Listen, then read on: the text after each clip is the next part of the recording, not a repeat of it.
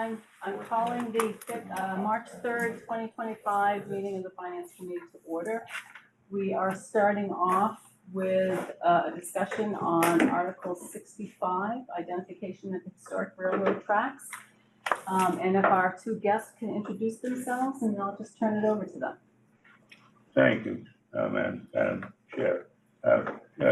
John Worden, town meeting member, former moderator, and Joanne Robinson, the chair of the Historical Commission, who will get responsibility for this monument I want.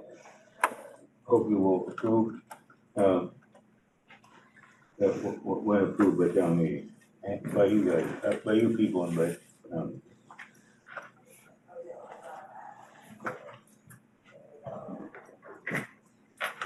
so, okay.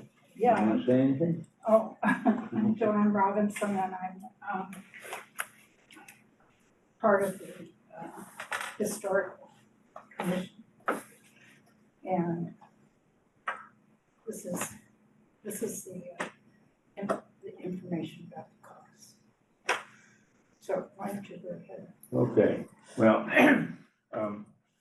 if you've been through Arlington Center during the past 20 years, say, you'll notice in front of Jefferson Cutter House, there's a bunch of railroad tracks. And there used to be some identification there, but when the park was redone and deforested a few years ago, they took those away for some reason. So there's no identification of the tracks, and the time will come when those of us who remember the railroad, or remember the tracks and so on, and why they were there, will be gone, and who will know what they are. If you go into the Talon Museum, as I did recently, I just mentioned this, he said, well, he started to tell me about it. I said, I know about the tracks. What about anybody else who wonders about them? What are they going to be told? You can tell them, but what are they going to be told in 10 years or 20 years? So it occurred to me that we should put up some, anyway, I'll back up a little bit. When the bike path was built, I suggested to Alan McLennan, who was planning director at that time, that we should preserve at least a little bit of the tracks, because that was part of Arlington's history. And he agreed, and so that a little part of the tracks were preserved.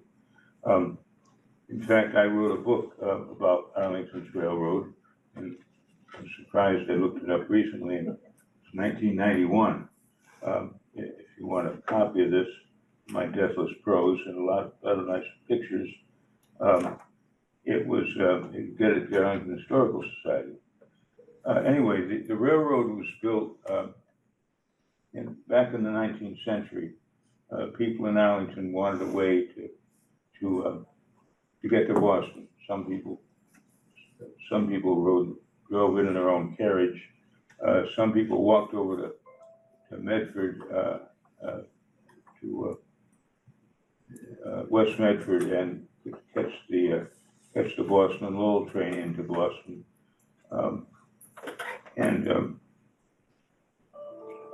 Some people rode, there was an omnibus or a coach that went into Boston. Probably went as fast as the bus gets you there now, if you've ever had the misfortune and had to do that recently. Anyway, the people in Arlington wanted to have a railroad to connect them to the city, and the people in Lexington also wanted one, but of course they would have to partner with Arlington because we were closer to Boston. So in 1844, they got together a committee of Arlington, Lexington people. We were called West Cambridge in those days. And they decided, yeah, let's build a railroad.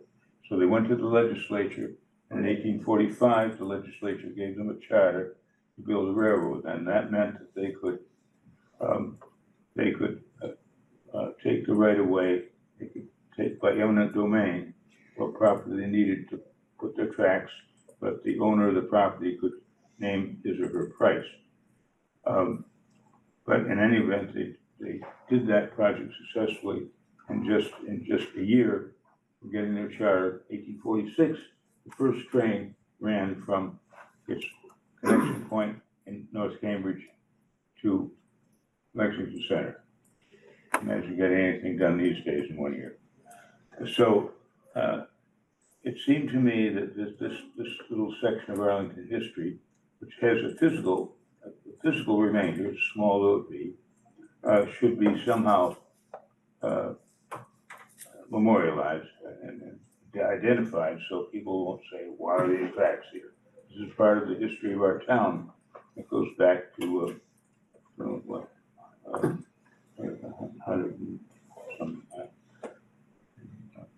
180 years, I guess. No, it'll be, 180 years, I think that's right. I'm getting a little ancient myself. So that is, for that purpose, I put in this article, 65, and asked that an appropriation be made to produce a monument and put that work in the hands of the historical commission, because it's really their part of their job. And so I come to you to ask for an appropriation. Do you have a dollar figure? Joanne, do we have a figure that's? I went and talked to George Parsons, who put the Revolutionary War Memorial. And that was something that was much, I think, larger than what we would propose to do, I guess. Because I think it was about 9,000 installed in the town, put the concrete to put the big granite piece there. And he told me that each letter was $8 each on this. So I don't think it's exactly the same kind of thing, because I think it should be something that is a lot less, much, but he paid almost $9,000 to do that. And so I would think that we could, completely, and I kind of don't have much more than this one, and Duffy did the same kind of thing, but and we might be able to cut that down quite a bit, by about half or something like that. So you're looking for 4,000, 5,000? Say something. Well, I was thinking the story would be it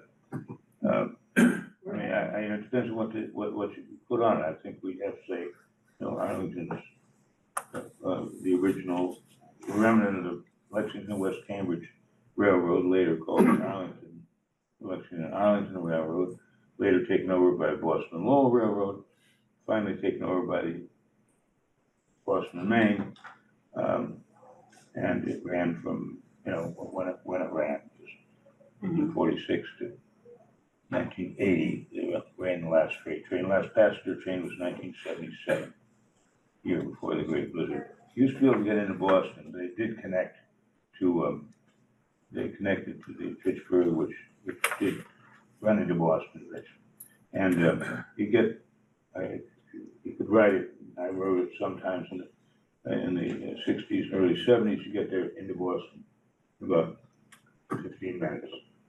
A lot better than you can do today by car or bus.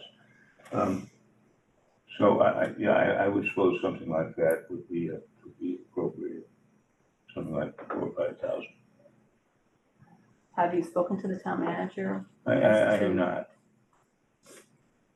Whether it's something he could put into his existing budget somewhere. Yeah, and I kind of, just kind of came into this at this point, but I can do that and, come through that way. And we could look at the picture or something like that and have a couple of words about our I mean, I think it's something that's important, because what are the rails doing there and nobody knows. And I think also when I met with the Downland people and when they did the park there, they did say that they wanted to have historic pieces in that, area, because they had been on the pavement. But that didn't work very well because, kind of got roughed up and you couldn't tell what it was. And so this is why I think it's better to do something that would be, But maybe it doesn't have to be a carved stone model, it could be I was thinking of some kind of a plaque maybe attached to a piece of granite or something. I have, I'm happy to research this and come right back. Okay. All right, in the meantime, questions? Alan? Were there signs there before? Yes, Do you know what happened to them? they were on the pavement There was and they had a lot of information that were there, and I'm sorry, I can't see. But there was a lot there, and that part of it was supposed to be done when the whole area was, So it was imprinted in the pavement it was in the and it got pavement. ripped up. Yes, they pulled it all out. What do you do with it? So they put signs like up in front of the library about Lafayette's tour, that sign. So something like that, maybe a little bigger Yeah, would be. yeah, and I just have, in 2 days, I've, decided to help, to figure that out. And so I just think, but, I think the park itself should have more historic pieces. I used to have some more. Okay, Yeah, thank you. it was there, and then when they, changed Oh, and they took did. out the trees and did all that work, but the most prominent thing, I think, are the rails. But there used to be a path that went right across at an angle across the tracks, connected like the corner of Mass Avenue with the back.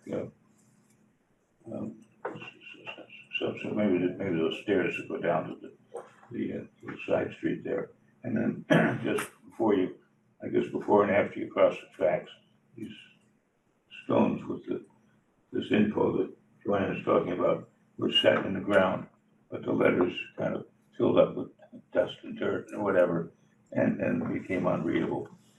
And that happened very quickly, and then I guess they just pulled them up. I don't know what they did with them, but Took them out. took them out. Where did they go? Oh, no. Yeah, I Okay, think thank you. they broke them out, is what I should say. Any more questions? All right, well, if you can talk to the manager and get a little bit more I can detail, do that. if you can supply it to me, and I'll bring it back to everyone, and we'll go from there. Okay, Yeah. you want us to try to get you a figure or get the manager to say, oh, no, I can squeeze it into my oversized budget? Yes, or both, or something else. Yeah. Okay. All right, well, thank you for coming. Well, thank you for inviting us and having us first. Okay, very good. All right, next is arts and culture.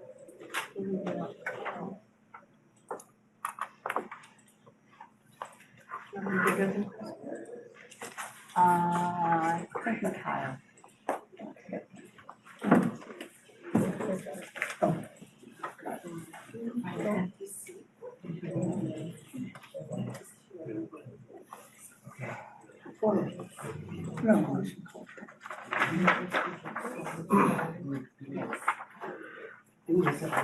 Yes.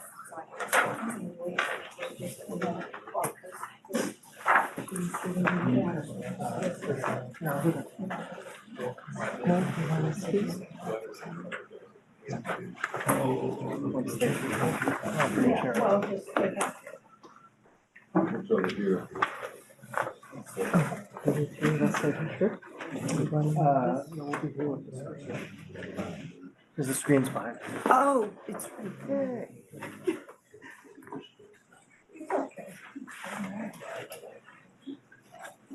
It's okay.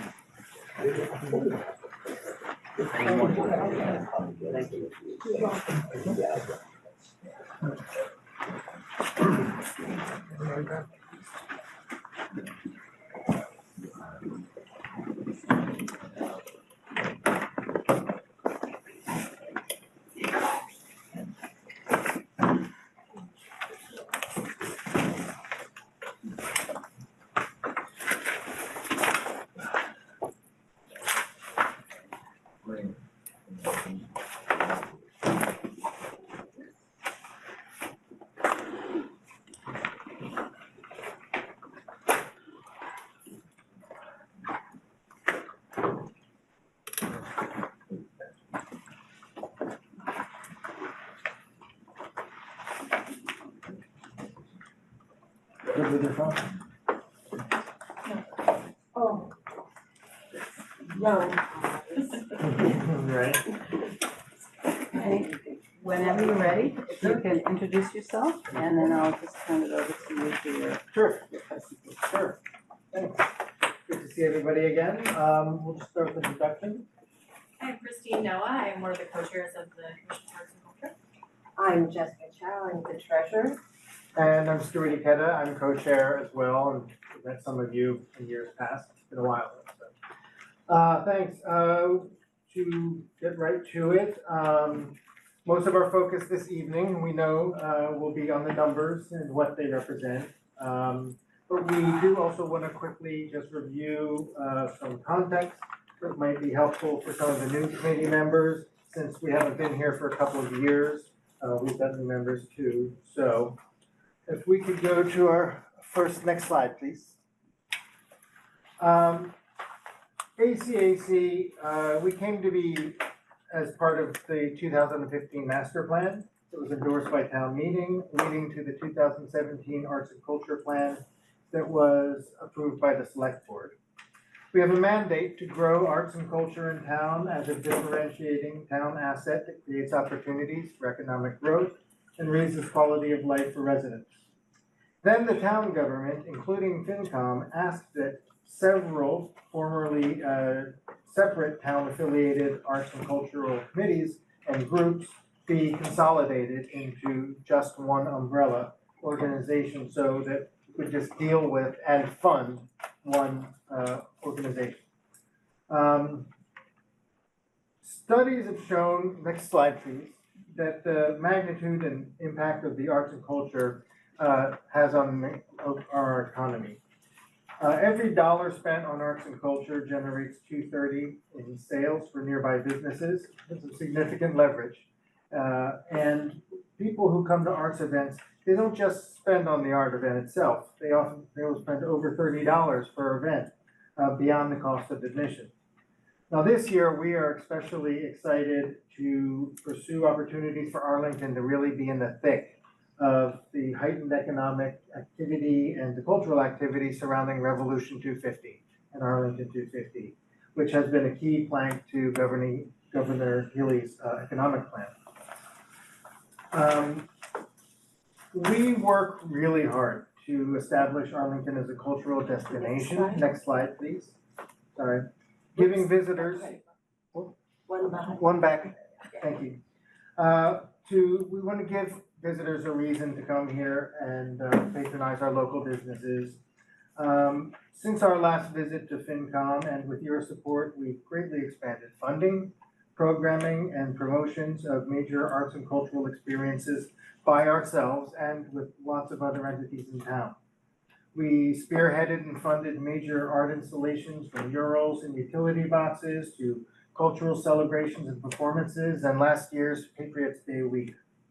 We have been a key player in neighborhood, town, and regional cultural collaborations such as Revolution 250.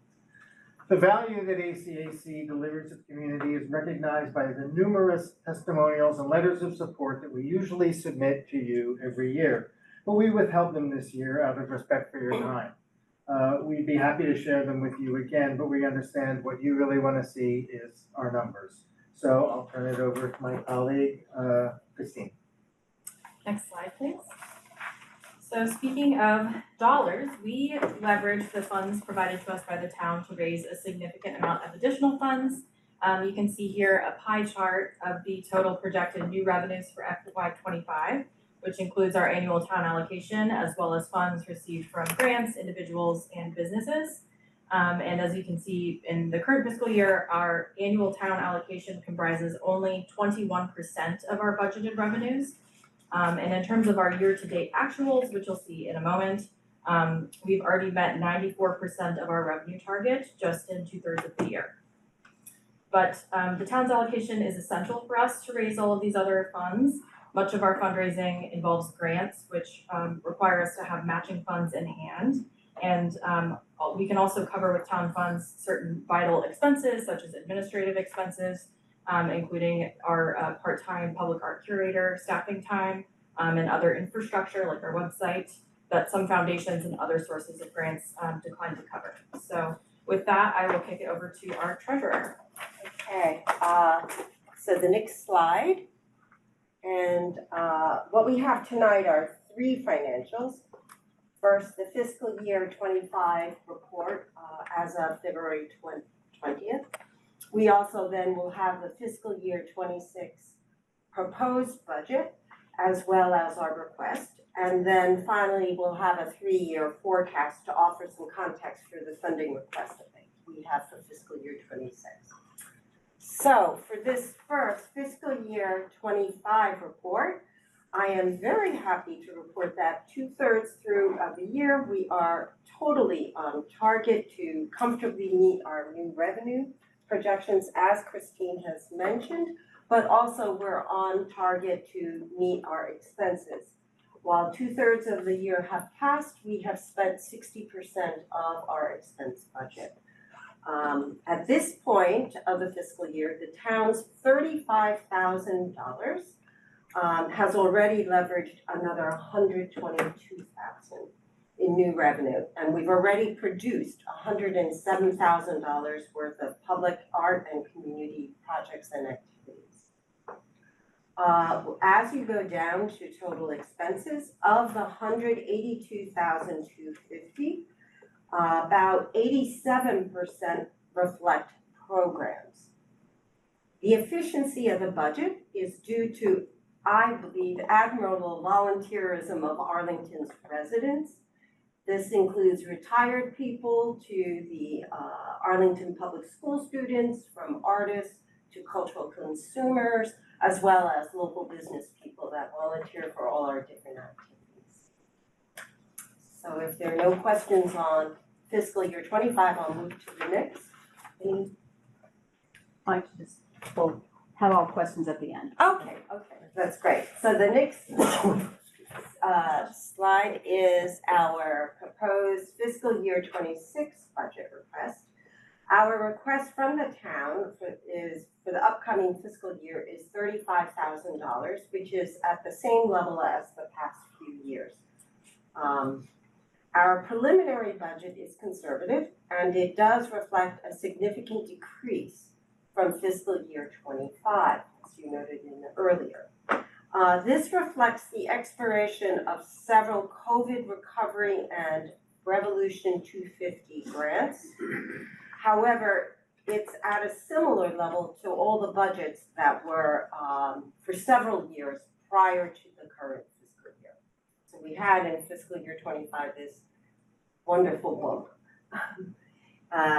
In fiscal year 2026, we plan to continue putting on free performances and events that bring visitors and shoppers into town. We plan to continue commissioning art to be enjoyed by the public out of doors.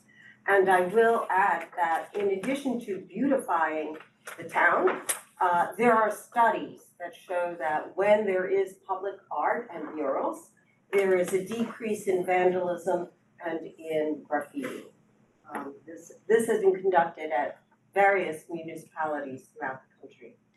We also will continue with another year of Revolution 250 activities that we will partner with others in the region. And of course, as in other years, we will have the intertown cultural tourism projects like a bikeway block party, Porch Fest, and other programming that will get the community involved and in the creativity of all the arts and culture.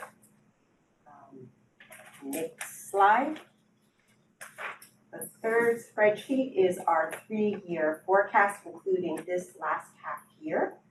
And in this, you can see that fiscal year 25 is a bump, and the rest are stabilized at what were similar to previous years. In the 3 or 4 years prior to this, when I took a look, they all varied from about 95,000 to maybe 110. So this is in line with that. At this early stage, while we're being conservative due to the expected drop in special grants, we are looking for opportunities for increased private funding from both individuals and local businesses. As you can see, most of the decrease in expenses are programs. And we have not recommended any decreases in marketing or communications. This is actually both strategic and tactical, because for private funding, private funders and donors tend to like to support programs. And so if we can show that we have ways of dealing with marketing and communications, we can save the programming and the sexy stuff for individual donors and other local businesses who like to market on top of activities. And that's it. We'll go One more to the slide. final slide. So just to wrap things up, we will continue to grow arts and culture into a strategic asset for the town, and we believe that the arts and culture sector has a critical role to play in reinforcing and spotlighting the high quality of life in Arlington. And this collection of photos is several of the things that we've done in the past year or so. If you have any questions about anything specifically, we're happy to answer and let you know what it is and where it is, if it's public art, but just wanted to give you kind of a showing of the variety of different things we do throughout the year. And we're happy to take questions. All right, questions, anyone have questions? Paul and Charlie? What are your primary sources going forward for grants? The cultural, 2 from the state. One is a cultural district grant. We hope to expect $15,000, and also the local cultural communities grant, which is our way of giving smaller grants to local artists in town, and that is. That's also a state source. It's a state source, and it's 21. This year we got a bump up, a small bump up, 21,700. Yeah, those. While I won't say they're in the can,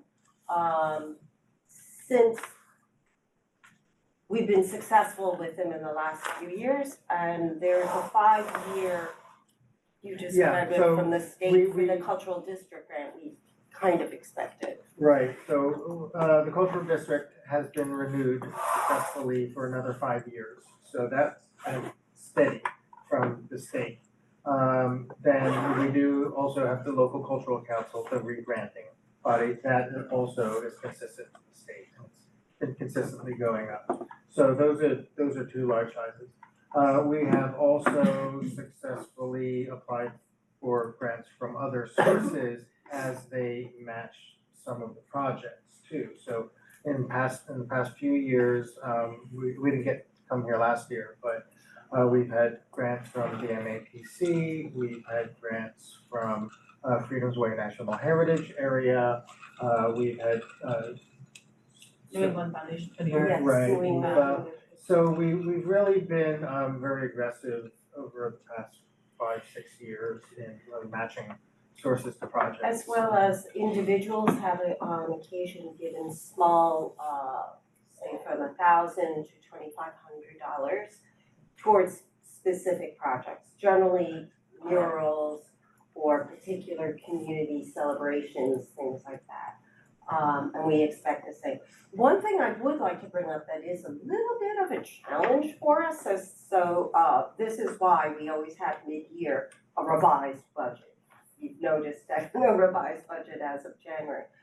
Even though we kind of expect these amounts from the state, in the state's wisdom, they only tell us midway through the fiscal year, for sure. And we don't actually get the funds in the bank.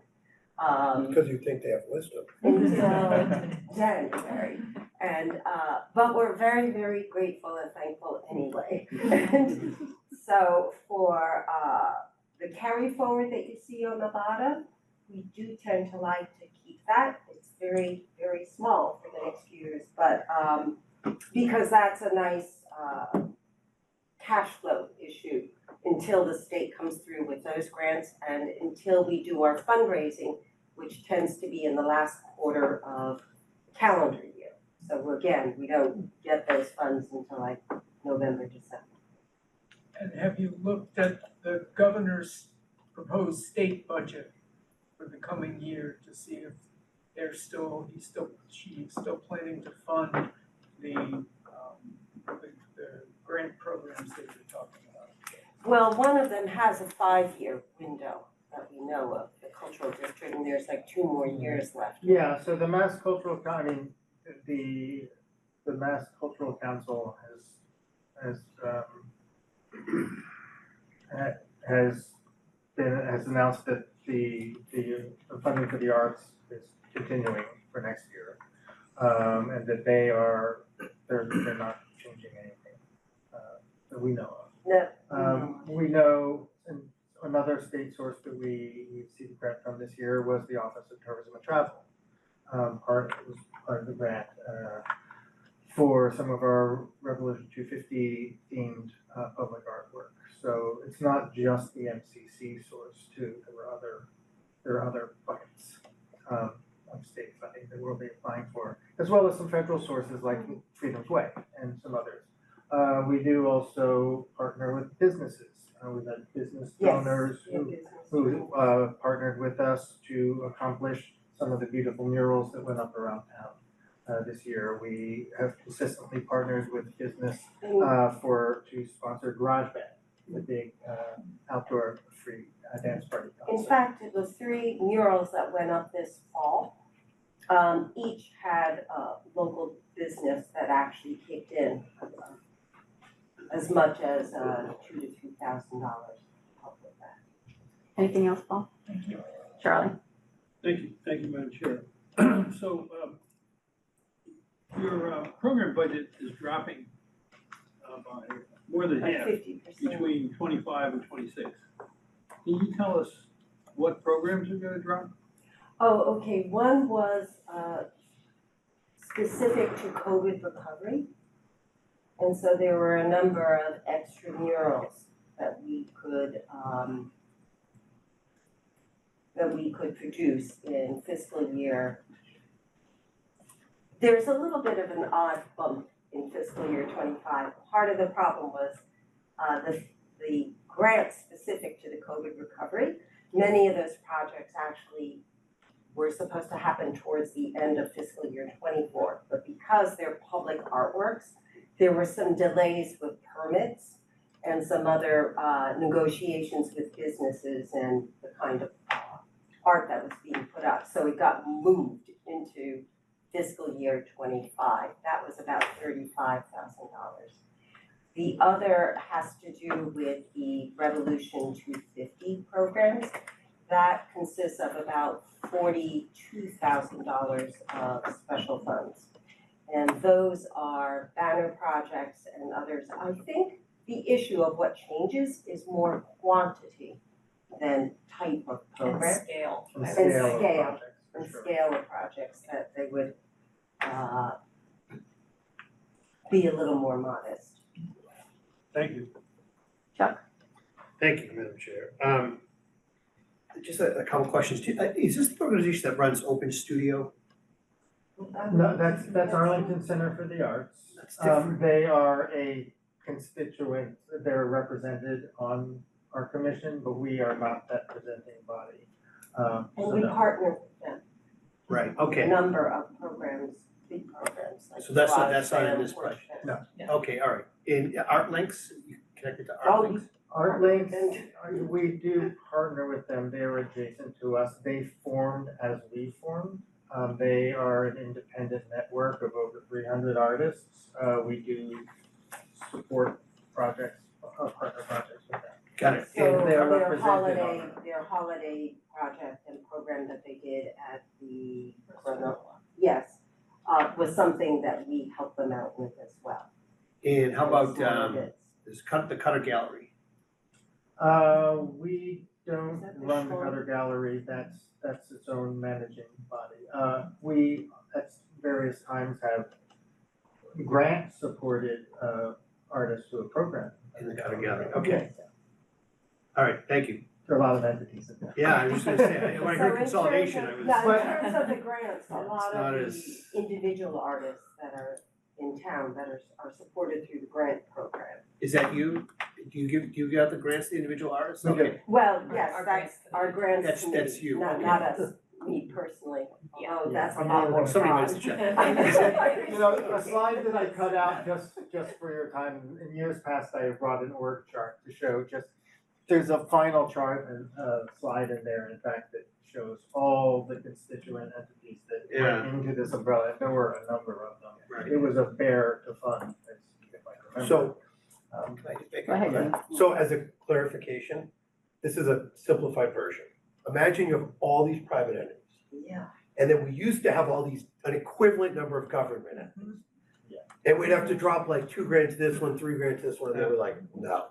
I So they understand. got formed, and then they were like, you handle I understand. all that mess. And we So became we the still have fiscal some distinct agent for ones a though. number of them.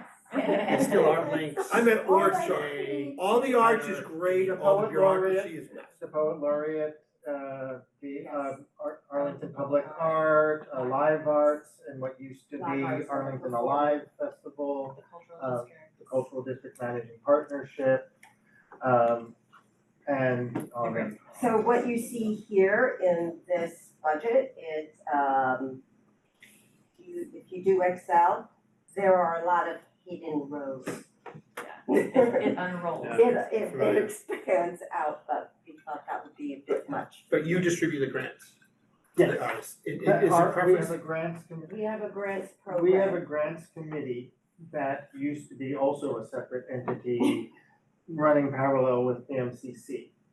And we absorbed them and managing them. There's a firewall between them, so we don't have three of us don't have decision-making access to that grants committee, but they have a liaison who serves as a commission. Right. That way, we can apply to them for grants. Do you give preference to Arlington residents for those grants? Oh, yes. Okay. Is it exclusive to Arlington residents? No, there are some Because some are performing groups, who are Okay, performing okay. in, so you know. so a more Concord than just- entity got the grant to stage concerts in Arlington. So there's, I understand. Okay, thank you. But it's very Arlington focused, there's, so Good. that, yes, they Jennifer. definitely get preference. Actually, my questions have been answered already, but I just wanna say, presentation is great, I wish everyone came in with great presentations like this. And that you have been a very careful steward of them, so.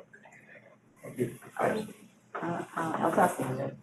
You have the, up in Arlington Heights, do you sponsor the paintings on the windows of the businesses? We have, yeah, in the past, we've participated in that, we've brought live music there for some of those festivals. We partner with the Arlington Heights Neighborhood Association to present those. Of course, the Poet Laureate is very involved Yeah, I'm as just well. thinking of the windows get painted every season, Yeah, they're yeah, great, they're fun, right? yeah, they are, We do it a few times a year. thank you. Sophie? I think I have 2 questions. The first is, you've mentioned that you apply for grants. Who does the grant writing? And how, is that all volunteer? Is that hired? Is that?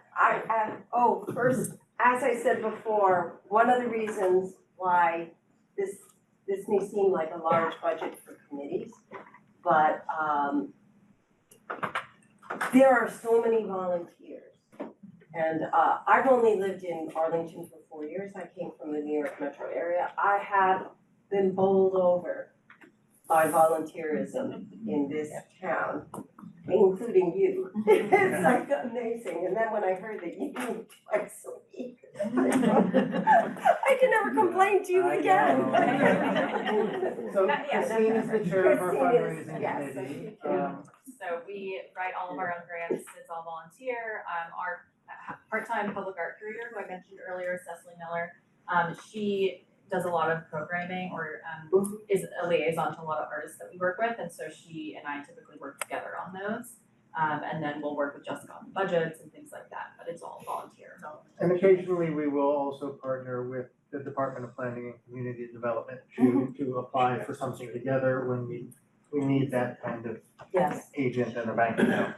So that actually leads to my second question, which was how much support or reliance do you have from the town departments? Do you go to them for support? Do they participate in your meetings, or what's the separation? Yeah, there's a liaison from the Department of Planning, Katie Lusai, the Economic Development point person, who is a non-voting member. We also have members from the library. We have a school district appointee, which is me. So we really try to, a member of the Chamber of Commerce, so we have a number of aspects of the town represented. And we really try to partner with everyone, work with everyone. So those, we have had great support from DPCD. We've recently, the town itself has recently reconfigured some of its protocols for dealing with committees, and we're much more comfortably nestled within DPCD. The co-chairs have a monthly meeting with Claire Ricker, the director of DPCD, so we really are very involved in the planning, and we're coming up for a new strategic round of strategic planning towards another master plan, and we are definitely going to be baked into that process. They also offer 2 areas of expertise that are extremely helpful. And one of the reasons why we could produce these kinds of budgets and be very close to them is because of the administrative support that they help with. They're very streamlined, it's great, they're terrific. I tell them that all the time from other places that I work.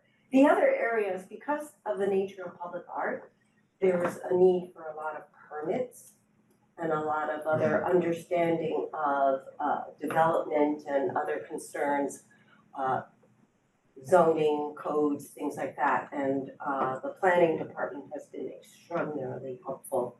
I think DPW too. And DPW, yes, very helpful, right? Cecily works with them quite a bit. Thank you. Any other questions? All right, well, thank you for your presentation. Thank you. Okay. We'll be in touch with you. Okay. Thank you. Invite us back next year. Skip the year.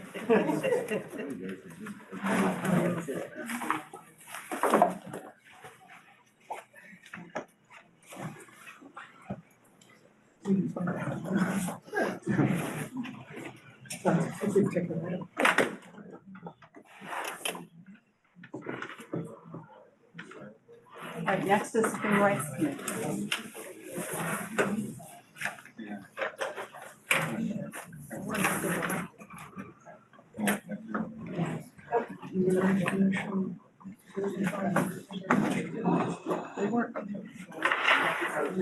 Yeah, okay, great, thank you.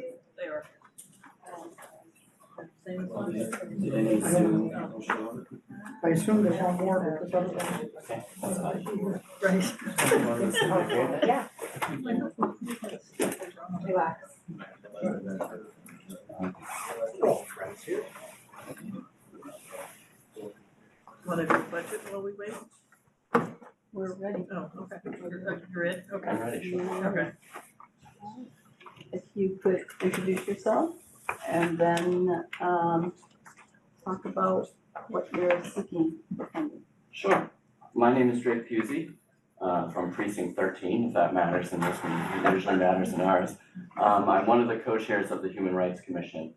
I've been serving since 2019, so I'm on my second 3-year tour.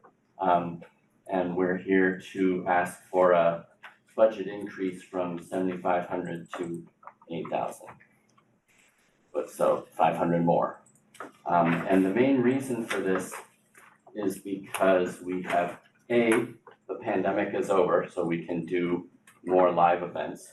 At the same time, we've discovered that live events are the most effective way for us to build community. The Human Rights Commission has reactive roles in terms of taking in incident reports and complaints and processing those, but we are also trying to be proactive to build community and build empathy so that fewer incidents would occur in the first place. And in-person events are the most effective way to do that. So we're doing more events in this nice post-pandemic place, and the cost of events has gone up as well. So it's more events that cost more. For instance, venue rentals and things like that have gone up for us, which is why we're asking for this money. Did you get this? Yes. One-page breakdown? So this is a breakdown of our budget for the last fiscal year, or the one we're in now. And you can sort of see how things go. The majority of our expenses are event-based. And we have a sort of revolving fund, but that is restricted to training and educational purposes. So we can use it to cover things like training commissioners. The issues that are really at the forefront right now are housing discrimination issues and immigration rights issues. So we can cover some of that. And some events we might be able to, if we need to, subsidize if they are particularly educational in nature. But a lot of the events we sponsor are cultural exchange type events, like the rather huge Lunar New Year celebration that happened at the high school. And there was the Hispanic Heritage Month event, there's Town Day, there's National Night Out with APD, a bunch of those events we work on. And we've been recently working on events focusing on religious acceptance. We just had our first one last week that got some very positive reviews. So. Did everybody hear cookies? Fed everybody here cookies? So yeah, that's the story. I'm here to answer questions if you have it. All right, questions? Oprah. Thank you, Madam Chair. How much is in your revolving fund? About 1,800 left. And when you say training for commissioners, you mean commissioners on the Human Rights Commission? That's right, so that we can understand the issues and the legal background on some of it. Also things like bystander training and things like that. Right, I was thinking of who was, I just wanted to be clear on who was. Right.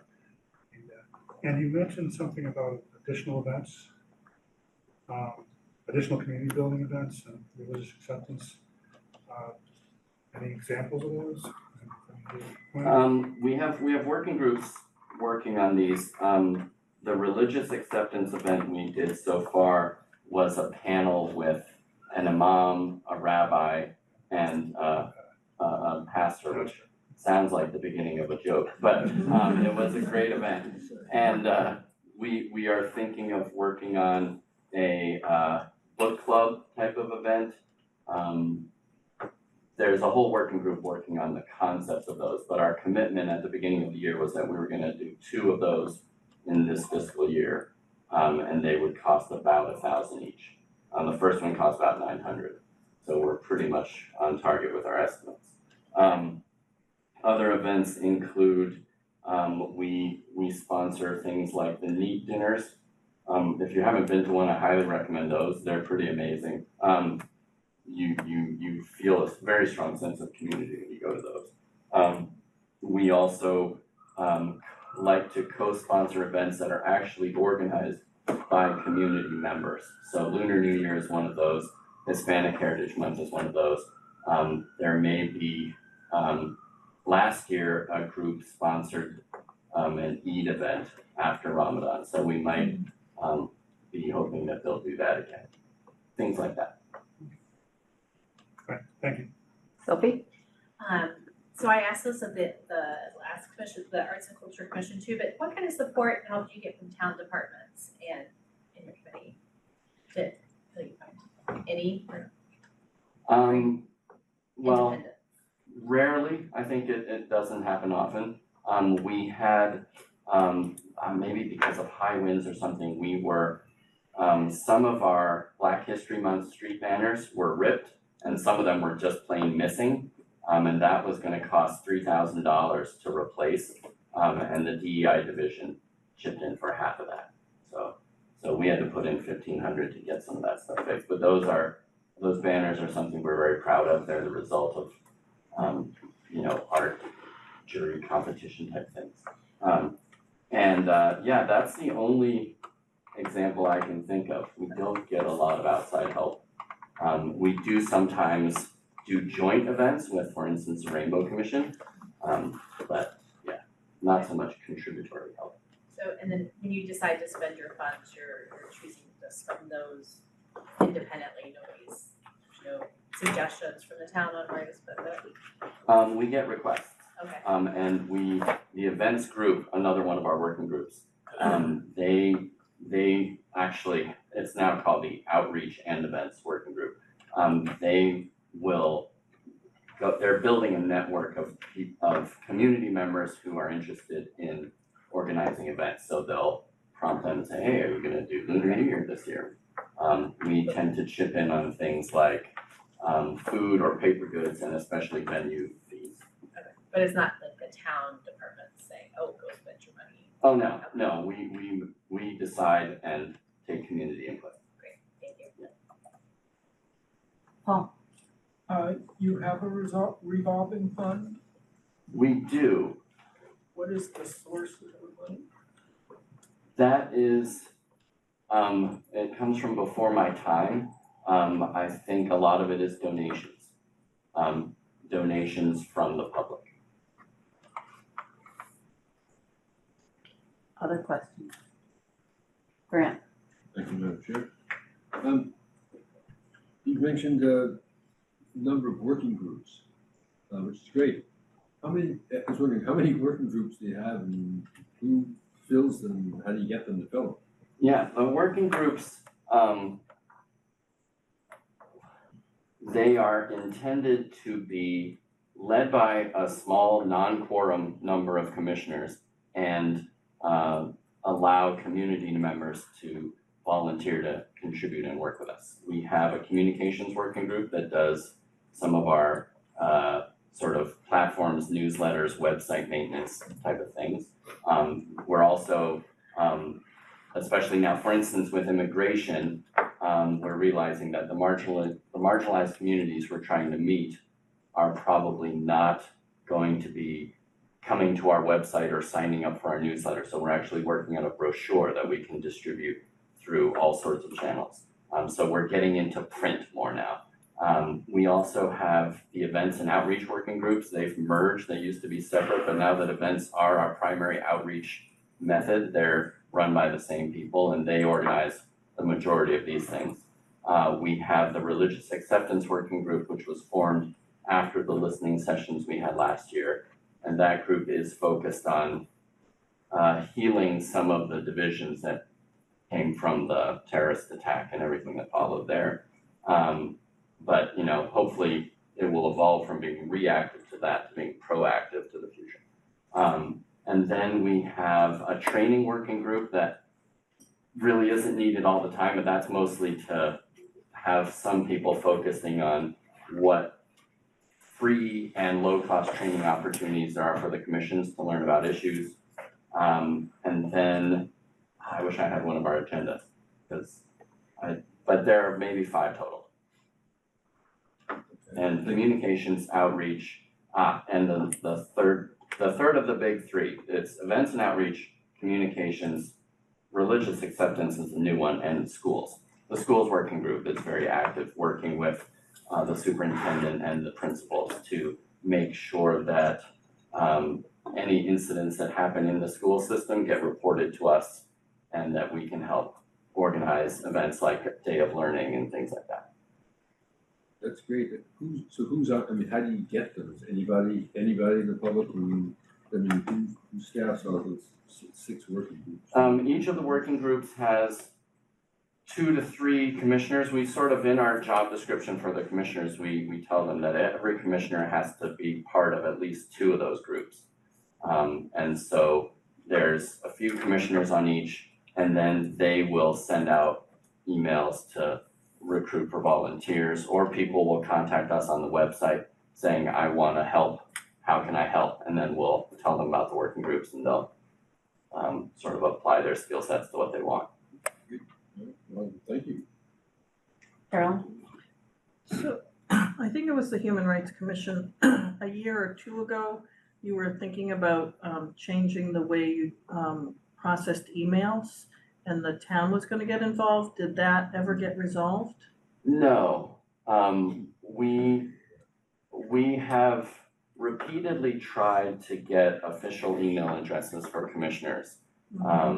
Because for instance, when I write to people as drakep.ahrc@gmail, it looks like a scam account, right? It would be nice for us to appear more legitimate when we email people as individuals. But it has never gotten through the IT system. So we haven't gotten Outlook accounts like other, like employees per se. Or us. We are. Yes, we do. Is there a way to have that change? Because aren't you talking with people about significant issues going on in town, or no? We have one AHRC@town.whatever account. We have one official account for the whole commission, and most of our official communications go through there. When we have to do work amongst ourselves, we'll use personal accounts, and some of us have created new accounts so that we can just compartmentalize that for, future FOIA purposes. But yeah, we don't have official town accounts, so when we have to email a congresswoman or something, we'll use our one town account to do that. And usually the co-chairs do all of that. I'll give another hands went up, I'll stop for now. Jennifer? Oh, I think, so there's a question about who has appointing authority. I know school committee does, and select board does. Yep. Who else does that? The select board town manager have 4 seats, town moderator has 4, and the school committee has 5. Got it, okay, thanks. So, I may be delusional, and if I am, you can correct me. I thought last year you asked for a budget increase to have email accounts. And we said no, and we asked the town manager if he'd give you accounts, and he said yes, he'd give you accounts. Now you don't have an account. We have not gotten accounts. Yes, last time we requested an increase from 7,500 to 10,000 to cover. The email accounts that we didn't want you to have outside the system. Right. Okay? That's not your problem. Okay. Sorry. It's a continuing challenge. Makai, do you have I just something? want to note that the director is on Ramsha. Would you like to add anything to the conversation?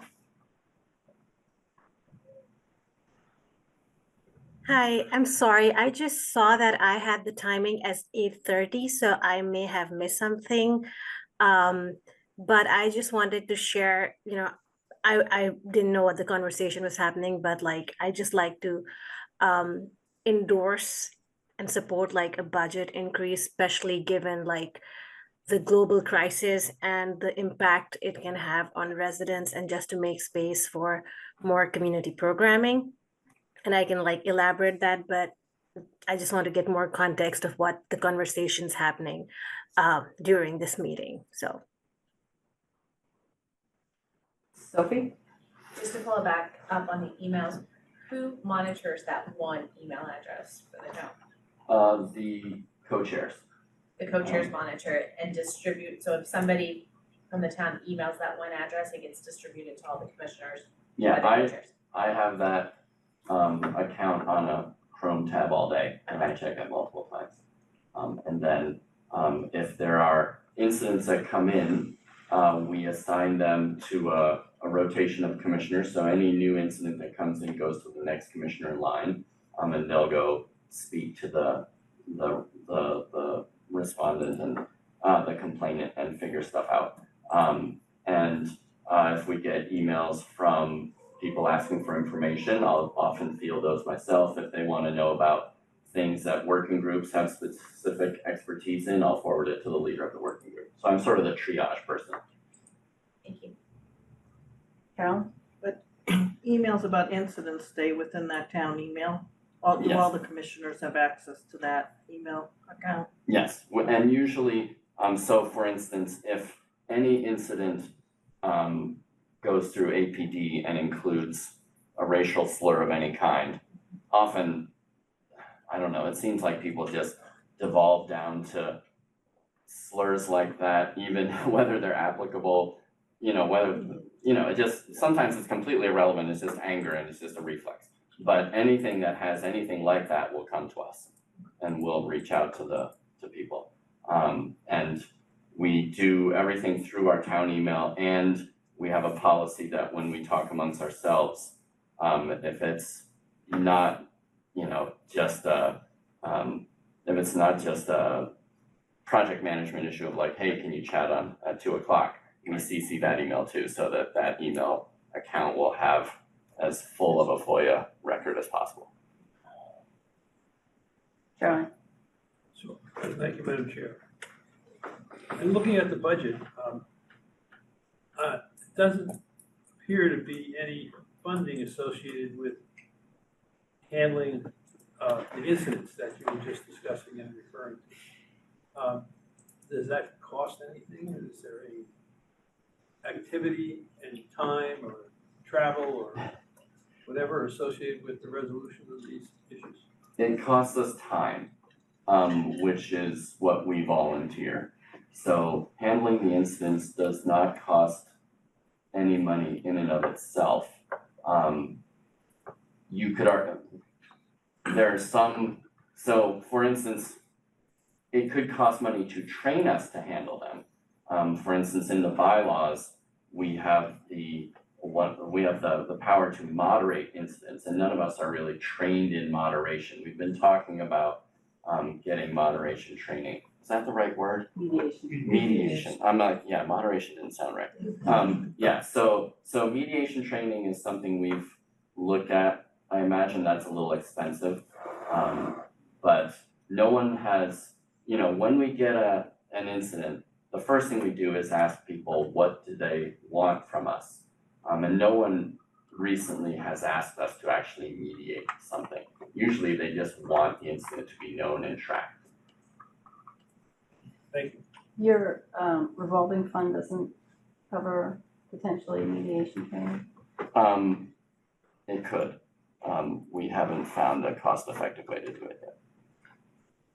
Any other questions for the Human Rights Commission? Carol? Is there a way we can get the town to get you more emails? Well, I was gonna wait for discussion to rant Oh, it sorry, like a crazy okay, person. well, never mind, I'm never building mind. up to We'll it. wait. And any questions for the Human Rights Commission? All right, thank you for coming. Thank you very and we'll much. be in touch. Thank you. All right. And so you don't want me here for the discussion? You Okay. Public meeting. You can be here if you want. We're gonna go on to something else right now. Okay. Sounds good. Thank you very much.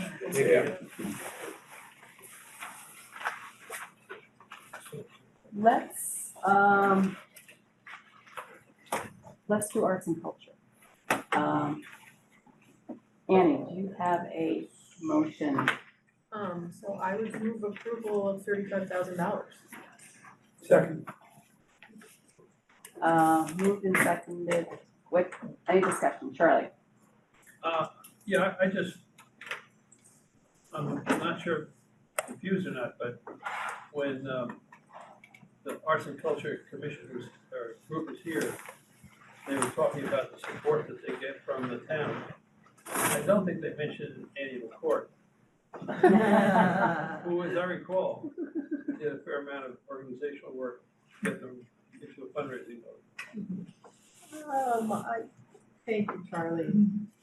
The first year getting them to create a budget that would make sense to us was the heavy lift. And then they had some change in commissioners and became much more clear about their finances, and I think that's really good. Well, I meet with them for an hour for coffee and it's fun, so I appreciate your acknowledgement. And I think you've done a good job, and I think it's helped not only us, but them too. Mostly I'm trying to get them to minimize the slides. It wasn't too short. Any other discussion about the arts and culture budget? All right, all in favor, say aye. Aye. Any opposed? Any abstentions? All right, unanimous.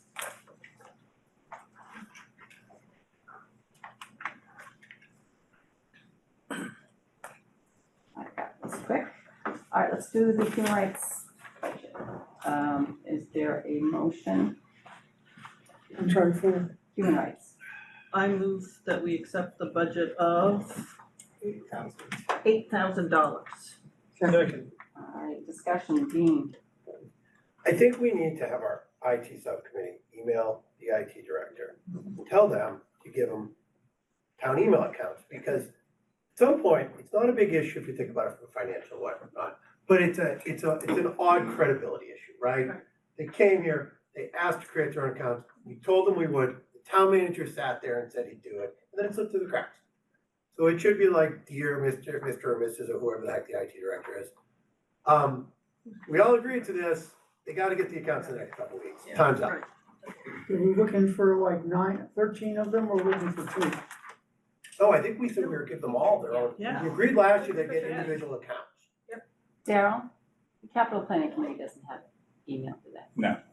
So there are multiple boards and commissions that do not have, I think we are an outlier actually, that we do. Oh, No, but we agreed to give them to them. Yeah.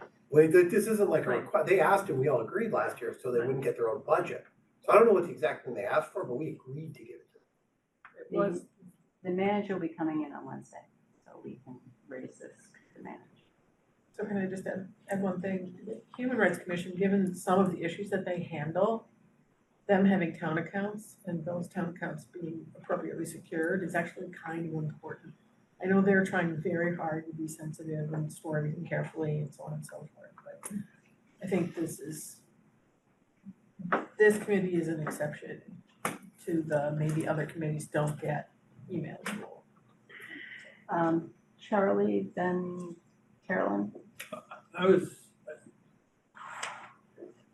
almost, I think we just about said the same thing, but last year when we discussed this, we talked about the Human Rights Commission having liability because a lot of the communications were confidential and shouldn't be wandering around personal, private email addresses and different websites. First, the minute of something comes through in an email, is that public? Yeah, just like it is with ours. I mean, ours is. I mean, it's public to FOIA. Yeah. Carolyn? I was gonna say the same thing. We had an extensive, lengthy, extensive conversation about this last year.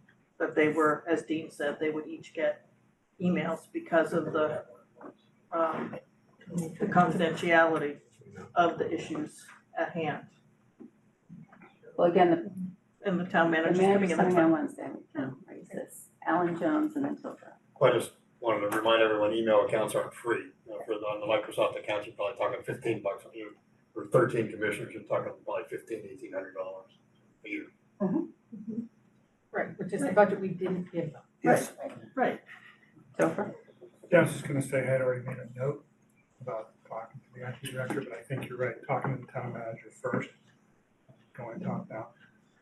Makes sense, but we can always follow up with the CIO. Anything else, Jordan? Yeah, just the last point to add on that, to your point, Alan, about purchasing them and they're not cheap.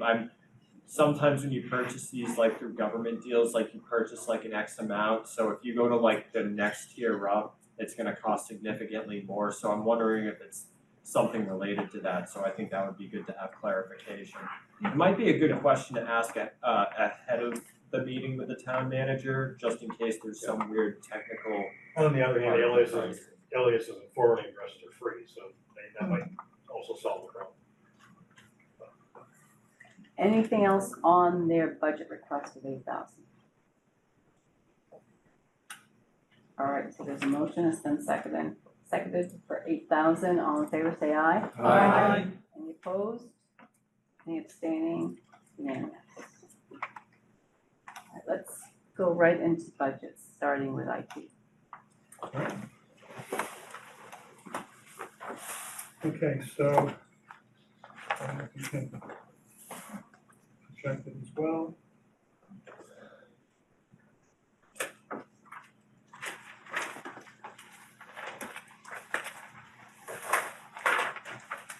And it's also on SharePoint. I'll follow along that way. So while we're getting it up, I know that we've had already some discussions around cybersecurity, but obviously there's a lot of other stuff that goes on in IT, so I'm gonna go through that. Some discussion of cyber.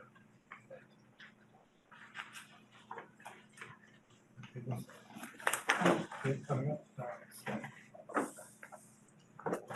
Also, it's on 38 and 39 of the budget book if you need. So.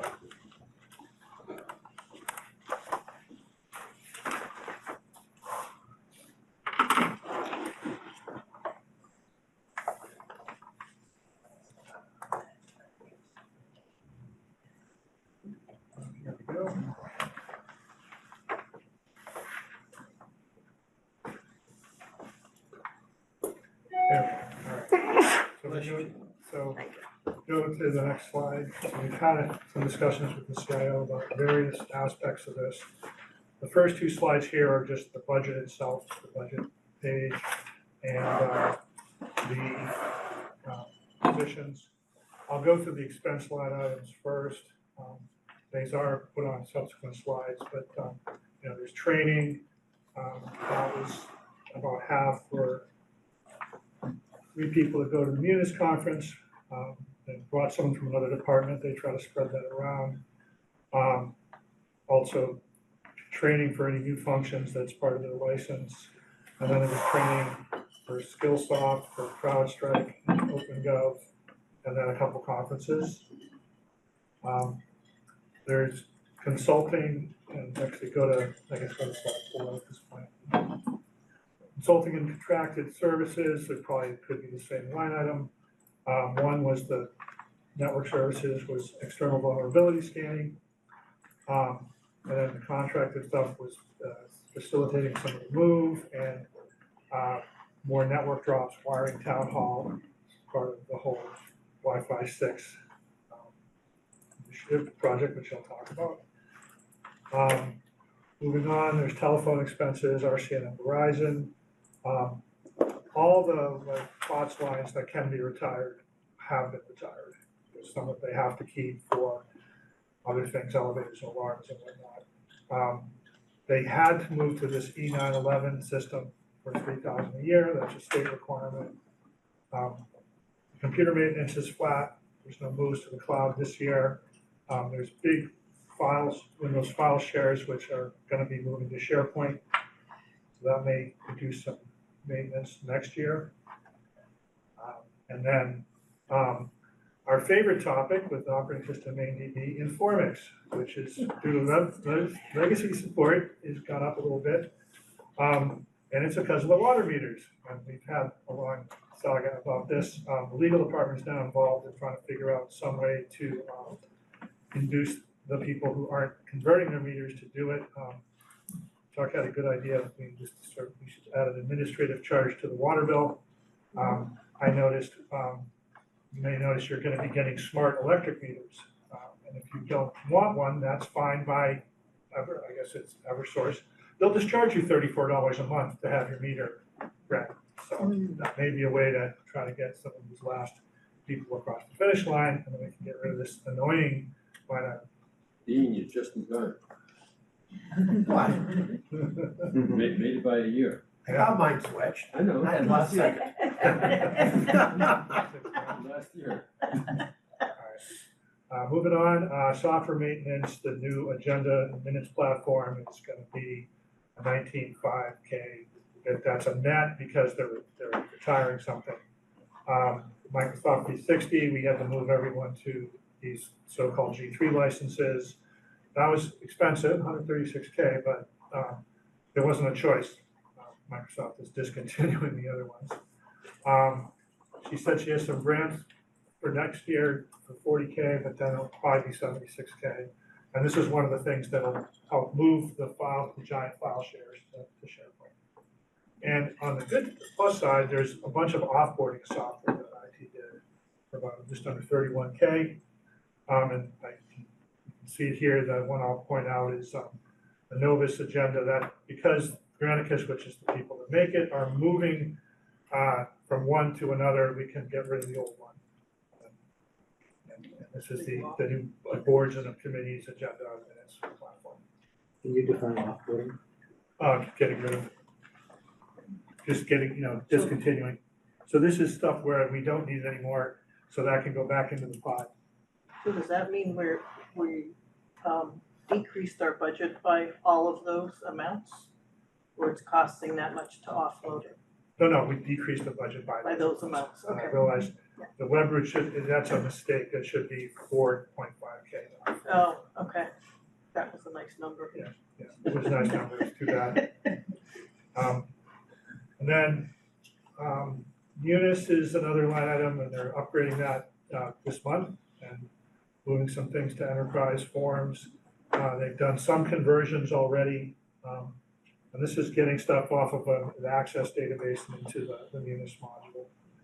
Many of the forms are permits, they'll move to OpenGov, and it's a multi-year process. They're also adding a general billing module that police, fires, select board, health and human services will all benefit. Network maintenance, the town has bandwidth on Comcast, there's switches, there's the body cam network, there's town firewalls, and the biggie there was the expanding email protection, and we talked some about, we talked about the report. We don't use RCN even though they're right here in town. We do, yeah. Phone. Yeah, the For phone? phones are, Okay, sure. yeah. And then some minor expense line items, the computer supplies and state travel. They moved 3K of that into training because there was less travel. And then there's the offsets. There's the school salary offset, which I'll talk about the new position in a minute. And then there's the departmental water and sewer and health insurance offsets. And there was a question about, can we use more offsets? Have IT having offsets from other departments, or cyber having offsets from other departments. And that's sort of that's kind of a town manager, deputy town manager question, not a CIO question. I think, nothing jumped out when we discussed it, but, there may be some creative way to do that. So next is the positions. So as we know, the salaries here, just the town share. There's also 12 people in the schools. But the biggie here is the security manager position, which is new. And the idea here is you want to have one person that's really focused on cybersecurity across the enterprise, that is the whole town. And not have it be, everybody's going to be conscious of it, but not have a piece of one person and a piece of another person. And we want to make this as, this is not just a read logs position. This is somebody that really should have some soft skills, management skills, to be able to really, be, Inspector General of Cyber. So we had discussions around this with the CIO and the town manager, and the deputy town manager, to make this, basically as senior as was feasible given, municipal realities, classification realities. So, that's, came to be, if you go in the book, you'll see it's now an MTP 12, step 6. So that was that was something that they were, town manager and deputy town manager were comfortable with. So that's, there's a job description for it, and that's what the CIO will work with to try to staff that position. And, we'll see how she does, and we'll, see if we have to revisit that. But that's probably that's the biggest personnel change. Oh, wait a second, is that the security analyst or the It was called security analyst, but it got changed to security manager. There's a new sheet. Oh, okay. Okay, so this, I'm looking at the old sheet. Okay. I'm sorry, it's in the slides. I didn't print out the new pages. It was distributed. I probably have it somewhere. There were actually 2 updates, because there was off by 1 that I found. But, keep going, moving on. Okay, so projects, there's lots of projects that go on. So I mentioned the new agenda in minutes. Well, public information is leading that. IT is clearly involved. There was, moving from this is Granicus moving from one app to another. IT Capital is funding it this year. There was some question, should this live in the town manager budget if public information is running it? Question for, the next budget. There's the 360 license changes that I mentioned, the expansion of that. 365. It's 365. Is it 365? Oh, oops. We both missed that. Wow. And then there's digitizing documents, which is a multi-year process. And the applications and permits are going into OpenGov. They've done inspectional services, but there's a lot more to do. So that's continuing. Wi-Fi 6 is almost done. There's a couple sites left, Town Hall and Building E. That should be done this spring. So that's just getting to a higher network standard. And then the body cams, they did their part last year. GIS, they did their part. That's done. Munis, they grabbed a new module, a benefits module. They're migrating the retirees now, another year to fully implement that. I mentioned the shares going to SharePoint, moving home directories to OneDrive. This is somewhat getting stuff onto the cloud. There's conference room tech. There's a school soft parent-teacher conference tool.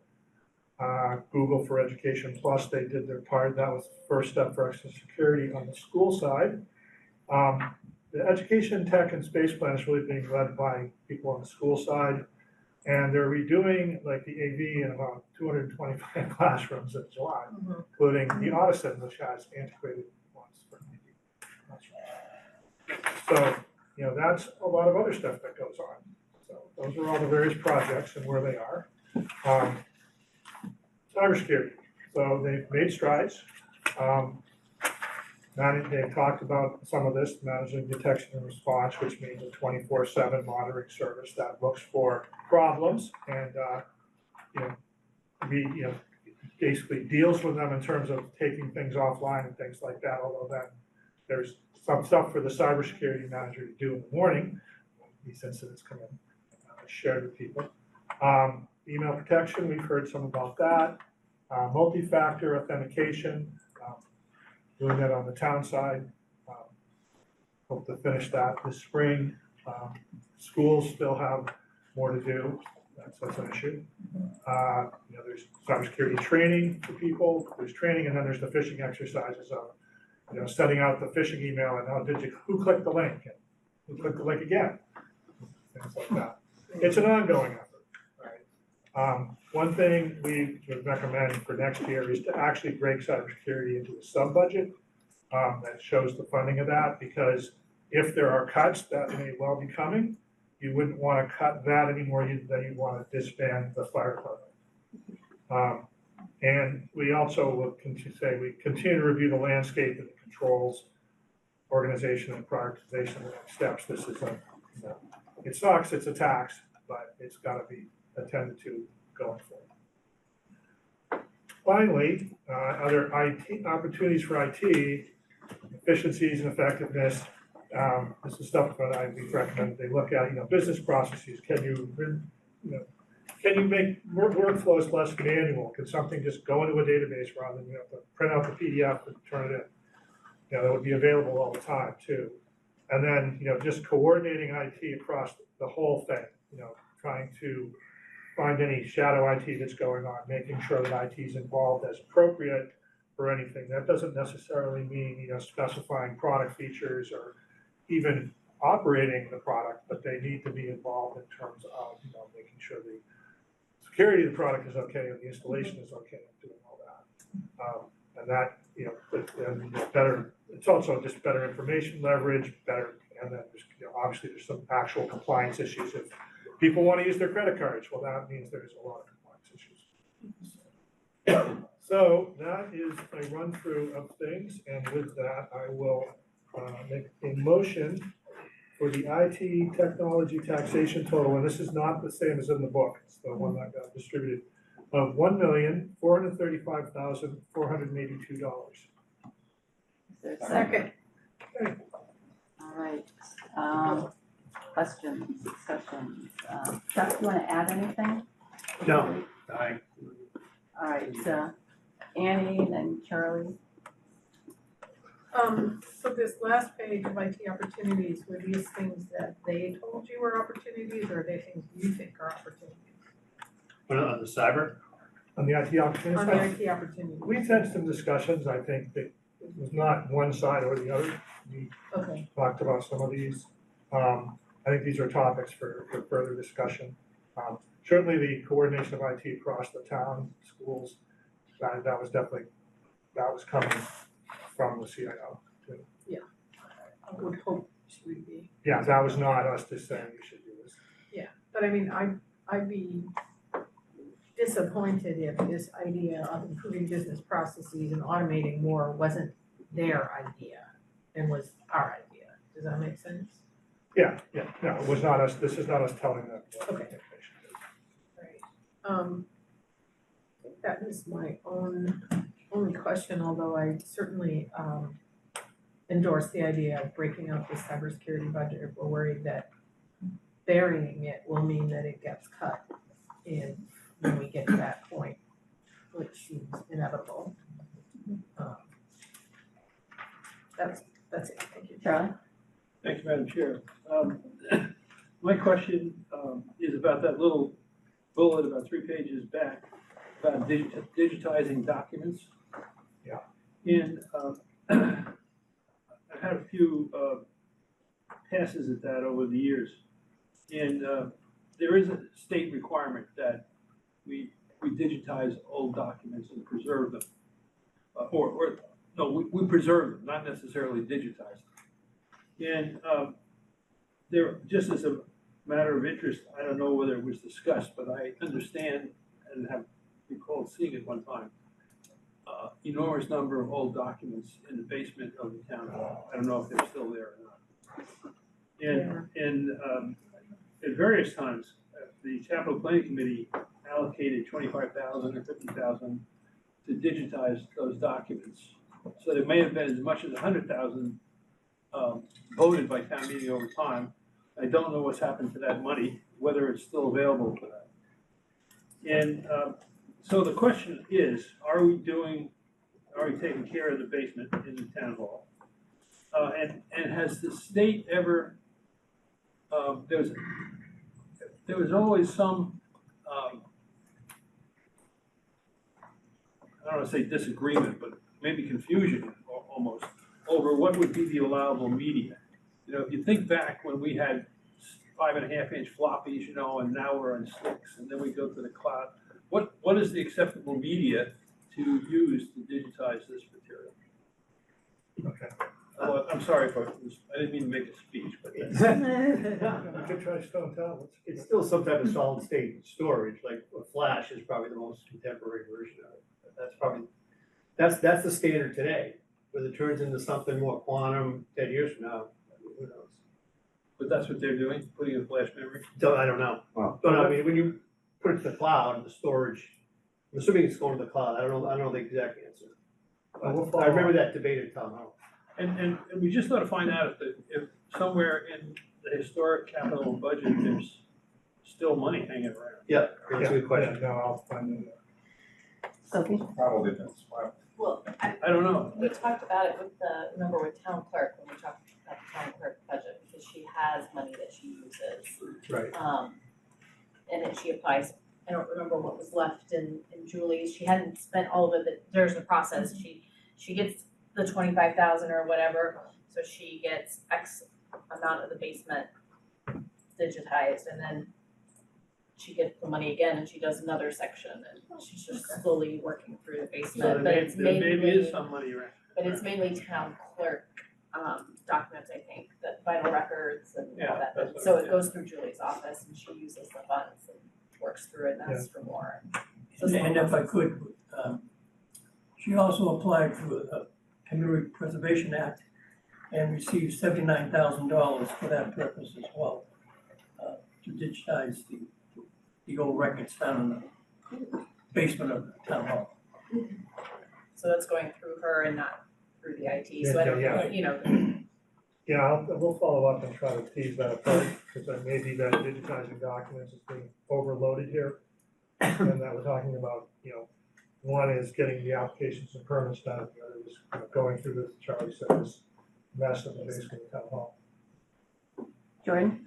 Yeah, I think we might be, I think what you're mentioning, Charlie and Sophie, is probably different than what they are, like the microfilming, like the. Yeah, years ago it was microfilm. Yeah, it's like strangely enough, it's electronic storage in one of the most antiquated forms possible. It's a little strange, but I think what IT is doing sounds like it's a little bit different. Yeah, I mean, I think, there's some of this is moving just the permitting process and things, and just having those documents digitized. And there's a big job to do that, but But the issue is people need to be able to recall the information. Yeah. So it is an IT problem or subject. Yeah, no, we follow up and figure out, like I said, we'll tease this apart. Other question, Josh? You may have mentioned this, but I'm wondering what our exposure would be if we had a ransomware attack. Can they recover from that? Yeah, well, they have a backup protocol, and a backup strategy. Across all systems, so they wouldn't have to pay a ransomware. We had one, right? How many years ago? 3 years ago? I think they have it all the time, so. No. Arlington had a ransomware. Not about a ransom. I don't remember us having Oh, one. I didn't think about that, okay. So September 23. they do data backups. It would be good at some point to get inside that a little bit. They have like a disaster recovery plan. They have a DR plan, but that's, I think, sometimes a little different. Yeah, we've started to talk to them about that. I can't say that they could do every system, but, in terms of already taking backups, I didn't put it all on the slides, but we got some notion of the backup schedule and what comes into that. So I would say that, they have disaster recovery plans, they have backups that they take. I don't know if it's completely bulletproof. Mhm. And I don't know how much further we should go in a public meeting. Annie? So I'm gonna suggest again that, if we think the IT department needs further, support from community members for making these decisions, us being community members, so on and so forth, that we should revive the Information Technology Advisory Committee to get some people on it. Because for us, as the Finance Committee, to go too much deeper into all of these issues feels a little out of mission. So, I know we have our subcommittee, but that was for one purpose. So, maybe we need to encourage again that there's a lot of people in this town who could be brought into a conference room to help them out if they have questions or need. Yeah, that committee stuff hasn't pulled apart. existed. It hasn't existed in a while, but Half decade. it's still on the books. Right, but Patricia would have to want to do it. Hold on. John? Just one small question and one bigger one. the vacant position, and this might be common, and I just don't realize it, has a step on it. So why would there be a step if it's a newly created position? But again, this might be common, yeah, so is this common? I hadn't seen it. So what it should be is if the person gets hired in January, I just learned this today, the 2 steps should remain the same. And even if someone's getting a step that year, unless they get their step in January. And so the reason for these 2 steps is not a change in step at the fiscal year. It's for a change in step mid-year. Okay, so the person has been hired, but we think might be a change in step in the mid-year, or that's. No, so this it should both of them should be 6. Sorry, I already changed that on mine. It shouldn't be a 5 and a 6. It should be a 6 and a 6. Right, So, and that's a new thing here. Yeah. But so the money is for, you're saying halfway through the year, they might get an increase in No, salary? she's just explaining two different. Oh, no, so I'm She's just seeing saying the why money. there are 2 columns that have Why steps. No, I get that. I actually wonder about the money. The person there's a isn't getting dollar a amount. step. There's a no- dollar there's no amount. dollar in the amount. step column. Yeah, so why is there a dollar amount? That's, No. again, that might, again, I don't, Is maybe there- that's common, I just don't know. Yeah, if you look at On it. the there's- new one, is there Yeah, a there's dollar like amount? 7,310. Yeah, there's a step in that. My understanding is that's not unheard of to do. It's Okay. a way of bringing somebody in at a little more senior level. So Right. it's a negotiating, we have that ability, Yeah. okay. So the other thing they'll do is, if they have to add more money to what they had originally put in, they'll put it in as a step so that it ends up within the budget for that year, so that we see that budget. So although there's a reclass going on here, the person has never been hired, so it's not officially a reclass. Right. But if it were, what you would see is you would see the old title, you would see the money in the step. We're gonna talk about this with the HR budget. But you wouldn't see the change in the title until next year. Okay. And so But it's a way for them to get the money up to where they need it to be. if as a negotiation, okay, thank you. I have a bigger question, but I realized I should have sent it to you before, but I was just curious, so if you don't know it, just, I'm glad that we don't have servers in the basement of the high school where there's flooding risk anymore, but I know that we have a lot of servers. Do you know, is that common in towns that to still have their own servers? We don't have that many servers anymore. And they were never in the I thought they were in the high school and in the, yeah, basement. They were, Yeah. yeah. They were. It was in not a great place in the high school. Yeah. The so-called servers are mostly network switches. I see, okay, cause there was also a discussion of facilities where we talked about air conditioning servers. So you're saying we don't have a lot of servers? Well, I mean, I think they meant servers in terms of electronic equipment Got it, that has to be kept Okay, at certain of course, temperature, of which course. can be the switching. Okay. I mean, they are moving things to the cloud. I do not know if they've done absolutely everything they can, but, you know. But we don't, most of our stuff is not in physical stores that we own anymore, okay, great, thanks. Other questions on the IT budget, Daryl and then your grant? On Informix, how many households are still left to be converted to the 800, yeah, 800. In between 8 and 900. out of 19,000. 15,000, 13,000. Well, there'd be 19,000 households, but that's probably 20,000 households. There's what, about 800 or 900 left? Yeah. So, The revenue opportunity, Grant? charging $200 a month. That's been discussed, it's kind of hard to implement or enforce a lot of that, I think, is Shut the by water way, off. all the discussion So- stuff, but that isn't the question, my question on that. The security is a vacant position, Yes, and newly created. newly created. Who's performing those job functions now?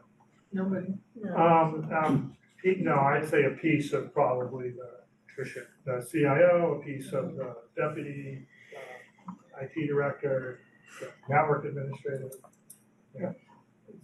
So you'd say, In terms of dealing with those sorts of issues, this is why they want a central person. no, I understand they want a central person, but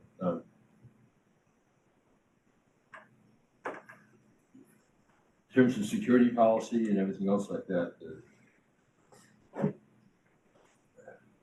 So we don't really know, I mean, it's sort of just piecemeal, it's not. Yes.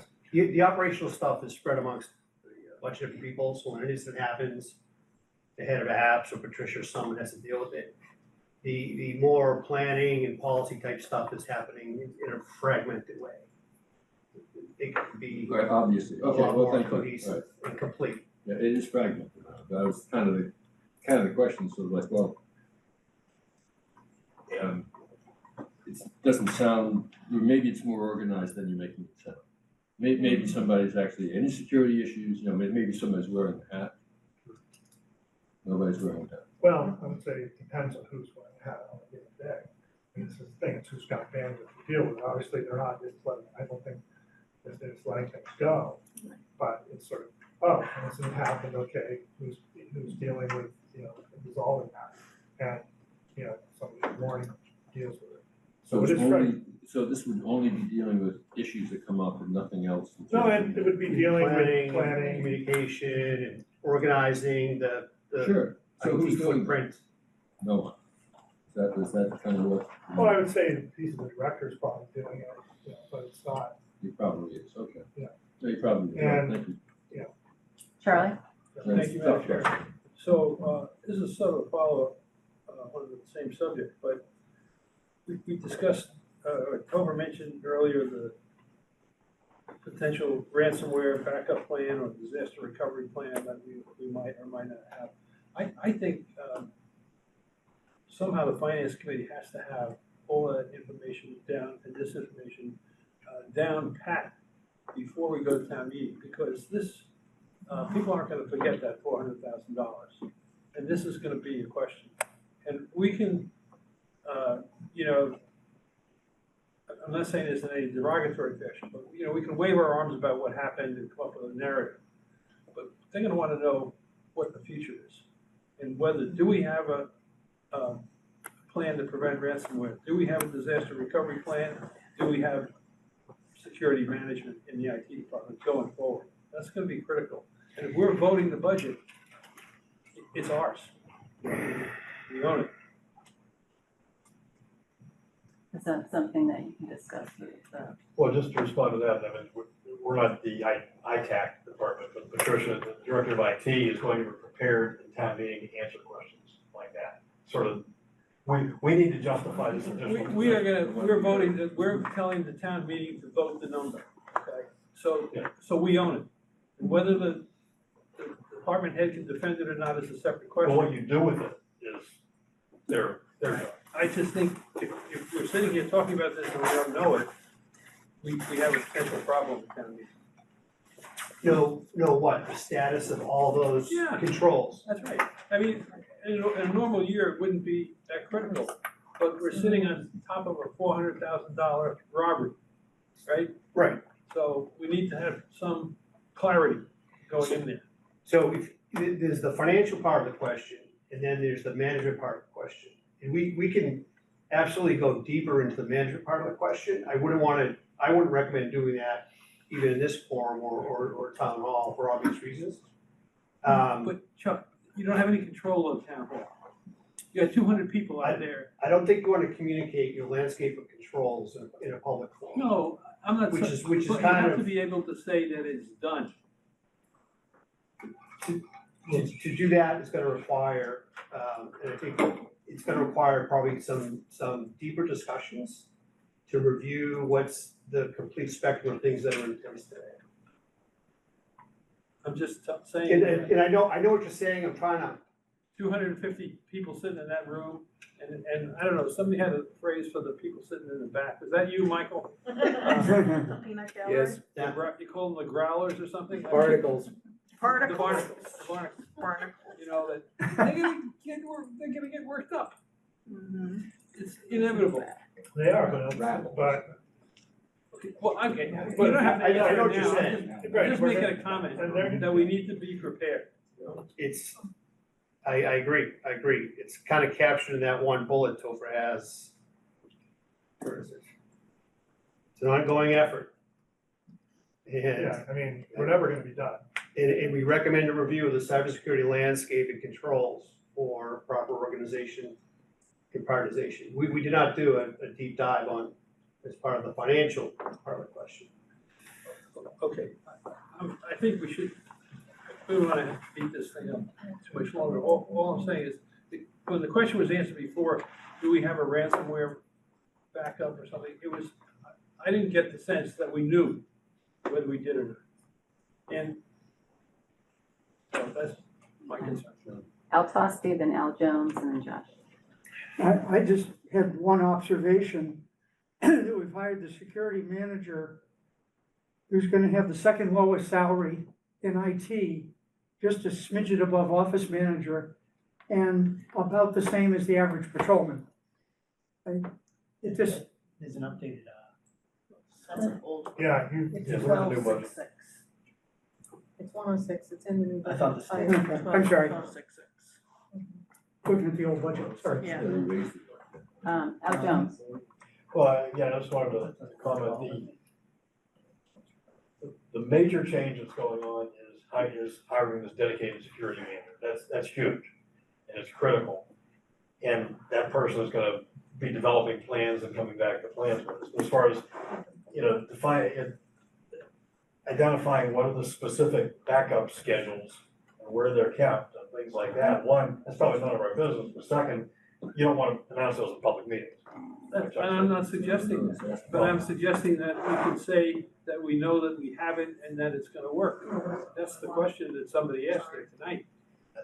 Having a dedicated security manager, which is the big increase here, and we should be prepared to justify, is the huge thing. Everything else is details, it's in the weeds. That's the big thing. Josh. I guess I have two questions. One is the fact that we have SharePoint and town email addresses. If they were testing out, like test phishing emails, would I expect to get one? Potentially.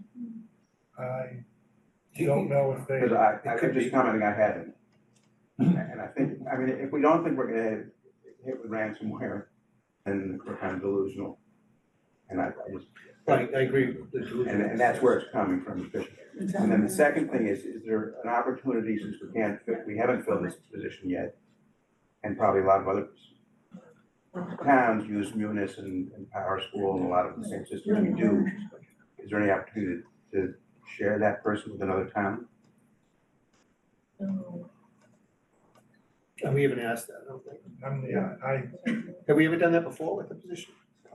We haven't had that position, but No, with any position. You do it with Yeah. the sealer, weights and measures, yeah, but I don't see, I think that would make it exponentially more complicated to try to share something like that, but. Also, we need a full-time person. So more than More than an one officer. person. All right, raise your hand, Jennifer. So actually, I have a question with your permission of people in the room.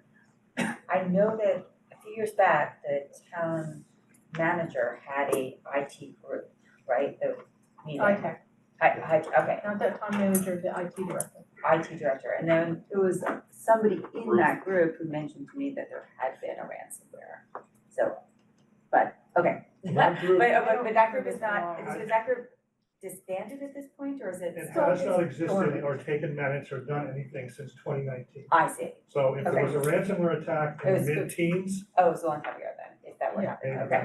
And I was on that committee. You were on that committee, okay, so I could be misremembering or not, so but I was just wondering if that committee was still in existence, it's not. I mean, can I? No, wait, raise your hand. Dean? So, following up on Annie's point, and it's funny, let me back up.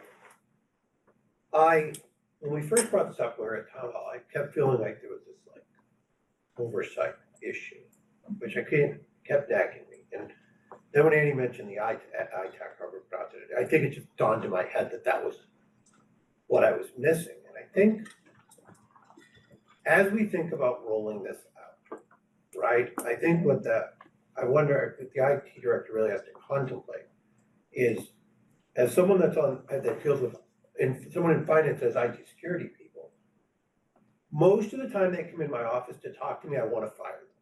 Because it usually starts with them complaining about, they used to complain about don't put your out of office on, because when they ping you, here's when you set your out of office email, here's where this random email hit, and here are all the attacks that followed on the system. So stop doing crap like that. And then it followed up with like, oh, and by the way, stop putting your vacation pictures on your social media, because here's where you went through the airport, and here's your social media, and here's the email that got sent after they realized you were out of the office that said you were there. So cut the crap, right? Yeah. And I hate it. I hate when they come in and talk to me like that, right? But I'm concerned, if you think about it, if you don't have like our IT people have a hammer, which is my boss, who they don't report to me, right? Mhm. But like the security people, when they try to buckle down, really need an outside hammer, like an outside citizens group that could take the heat that the town manager or the powers that be aren't. You could just blame them, like, oh yeah, I know this sucks, Mr. Town Manager, but look, blame them. Like these citizens, they're really pushing it.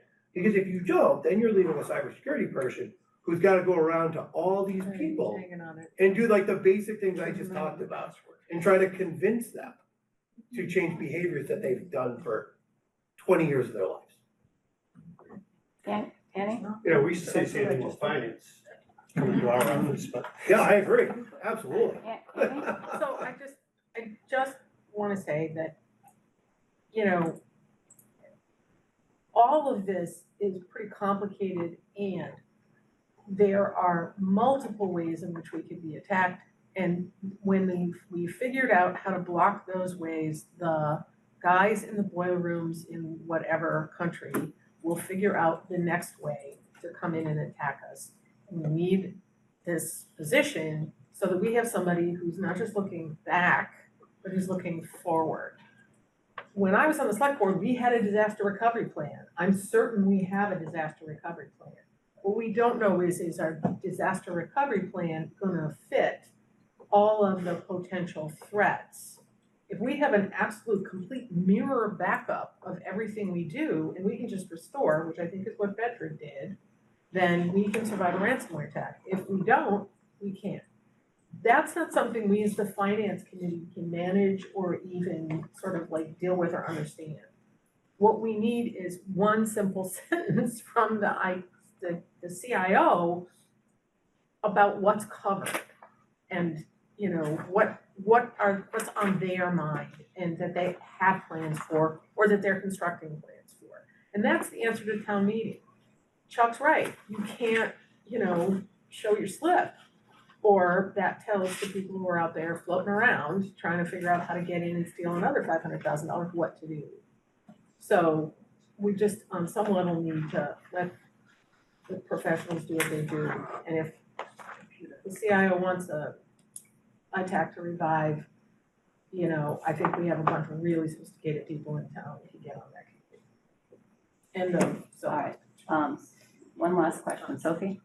I agree with what's being said about we can't answer everything, but I do think there's a financial question when one of the issues that came up with the town manager's budget of money already spent in this fiscal year was new plans and new proposals and new things. And so I think the question is, do we have the disaster recovery plan? Is it out of date? Because if we need a new one, are we gonna need to pay for updating it? Do we need new funds, whether it's that or another plan? And I think that's where I think there is we have to be able to say, we don't need to expend more money to bring things up to date. But I think that having met our CIO, I think she's smart enough to have covered that. She had a pretty detailed set of things she was gonna do in a specific order and so on and so forth. And does the budget, is there a line item, should there be a line item? There wouldn't be a line item for that kind of planning. It would be an expected operation of the staff. It's part of what they're paid for. They're not doing what an office manager does every day. They're not answering phones and all that kind of stuff. They're both making sure these systems are humming and they're planning for the next thing they gotta do, hence the list of projects. I think somewhere in here we gotta trust the folks. All right, so we have a a motion, it's been seconded. 1435482. You ready to take a vote? All in favor, say aye. Aye. Any opposed? Any abstentions, unanimous? Now, let's revisit the select board's budget, because we moved money from there into the IT budget to help with, pay for some of these changes. So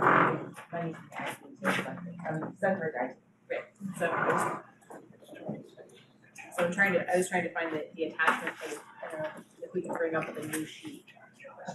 Yeah, for the select board. Yeah, it was emailed. No, I didn't, it was emailed. It was emailed. It's hard, I think it can, from you guys,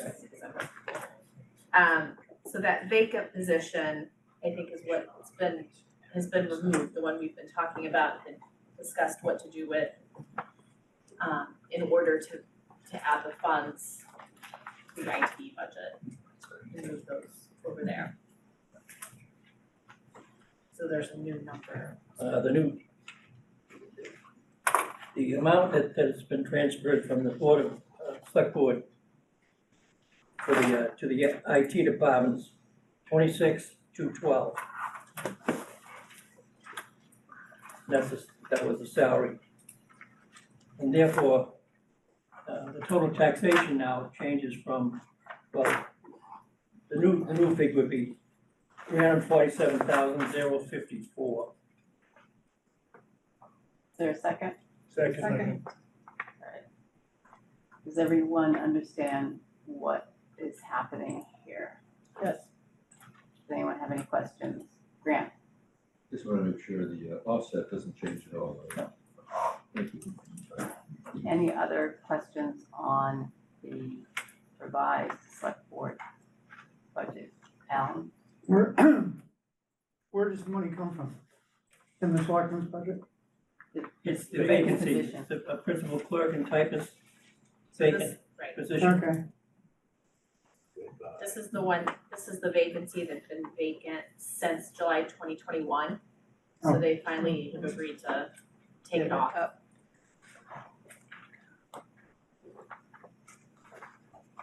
Alright, any more questions? Alright, all in favor of the select board budget of 347054, say aye. Aye. Any opposed? Abstentions? Unanimous. Thank you. Let's do retirement.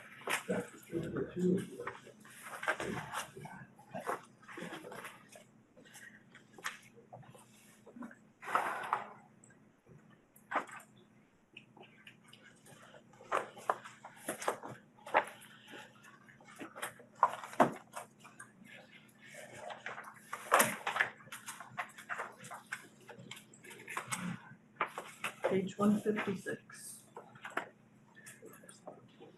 Can you bring that up on the screen?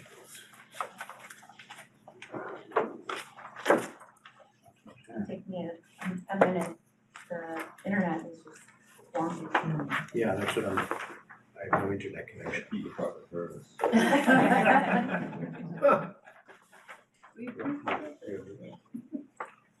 Yeah, we had a presentation, of course, we've got the pages in the budget book. I don't say a whole lot, and I lost my internet.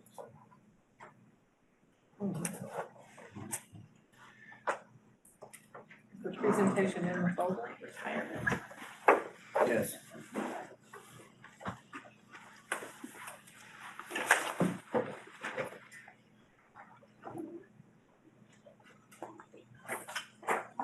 Which thing is it? There's like a bunch of PDFs in here. Oh, PowerPoint. Which one do you want first? Number one? No, just the one at the end. Oh, just the budget? PowerPoint. Oh, okay, got it. Yeah, thank you. Thanks for separating it into different PDFs.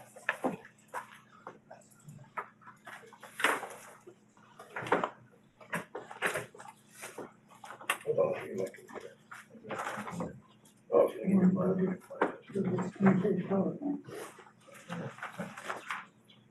you can look right on the. That's a good one. Oh, there it is. Yeah, great. Okay, let's go to full screen.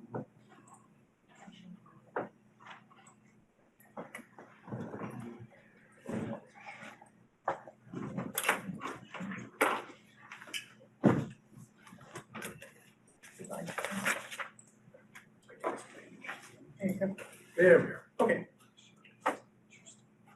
Cheryl and I worked on this together. We agreed that I would do the walk and talk. So, retirement budget. Next slide, please. A lot of information here. This is a real playground for people who love government acronyms. We'll try to cover enough of it so that the discussion can move along without too many bumps and cracks. Let's go to the next slide. Unfortunately, this is the smallest print. The most important things here are the third one down, PERAC, Public Employee Retirement Administration Commission. PERAC is the eyes on all towns' retirement systems. They're the ones who do the actuarial calculations and the recommendations to each of the towns as to what we're looking at and what we need to be putting away.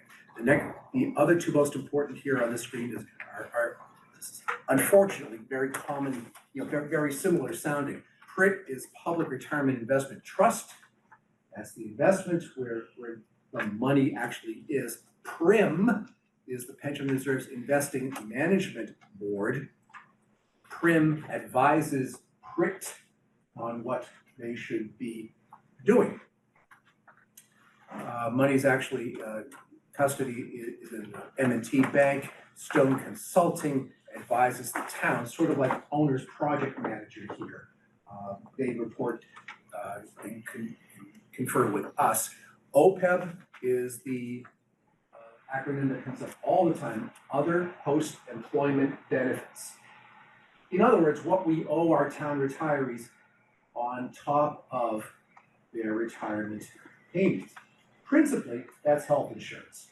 So principally, that's a variable figure, and the prediction of which is a real art as well as science. So let's go on. I'm gonna step up here where I can read the numbers better.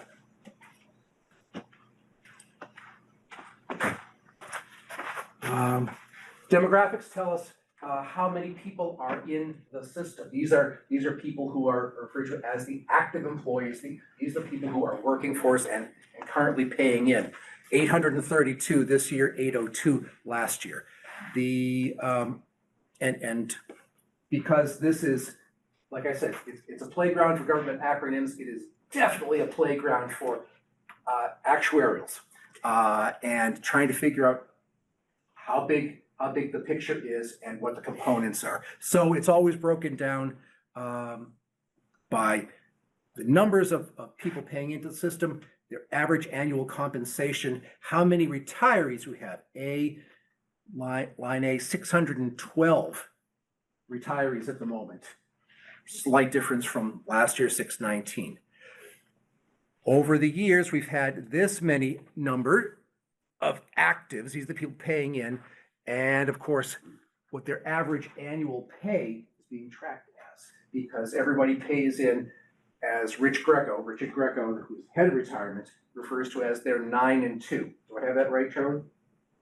9% of annual wages plus 2% more on what they earn over 30,000 each year. I don't remember them. I remember hearing him toss up 9 and 2 pretty consistently. So what employees contribute is based upon their salary. Next slide. Michael, what was the number at the bottom, the inactives, as opposed to the retired, disabled, and beneficiaries? We'll go back, hold on, right to here. Retired, disabled, and their beneficiaries. Depending upon depending upon how you elect to take your town retirement, what are there, 3 flavors, A, B, and C, and option C allows you to designate a beneficiary who will collect your retirement, or a portion of your retirement, for the rest of that beneficiary's life. So just the enact is the 537 number? The bottom. Right. Inactives are the people, I think, that used to be in the town, aren't they? I'm not really sure, Charlie? They're still listed in the program, but they're not collecting funds. So they must be former employees that are not receiving retirement benefits. Got it. Correct. Thank you. Right, because this will come back when someone retires from Arlington, having worked previously someplace else, or vice versa, somebody retires on somebody else's employee, but they used to work in Arlington, and the different retirement boards for the different towns aren't supposed to settle up with each other on a prorated schedule of who owes how much of this person's retirement benefits to the eventual retiree. Would you believe there is not a state authorized formula for this? And it often comes down to a matter of negotiation. It often comes down to a matter of Rich, our guy Rich, chasing some other town to say, hey, our retiree used to work for you and you owe us some money. I don't know why it's still at that level of enforcement, but that's the way it is. Okay, to the next slide. We can take these numbers and organize them in all kinds of different ways. This is for active member statistics, who's working for the town right now by various age, sorry, I'm gonna try to avoid doing that, by various age buckets. And those buckets then become the bar graph there in the histogram.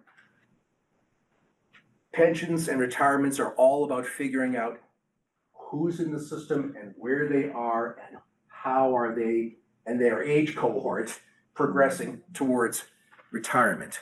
So excerpted from all the information that Rich discussed with us is down here in the bottom right-hand corner where the histogram, the tall bars, are looking at who's in the system and how many years of service do they have with us.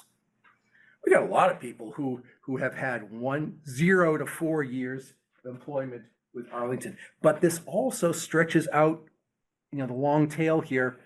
The last number is 40 plus years of service. This is what they're tracking. How far and how fast all of these different cohorts are moving through the system towards retirement, because that spells out how much money we're gonna owe them. And next one in the country. Again, a few clips from the 9 different documents that we uploaded to the folder in SharePoint for retirement alone. Retired members and their beneficiaries. What did you tell us, Charlie? We've got one person who's retired on disability, so that's where the one person up between age 0 and 24 comes in.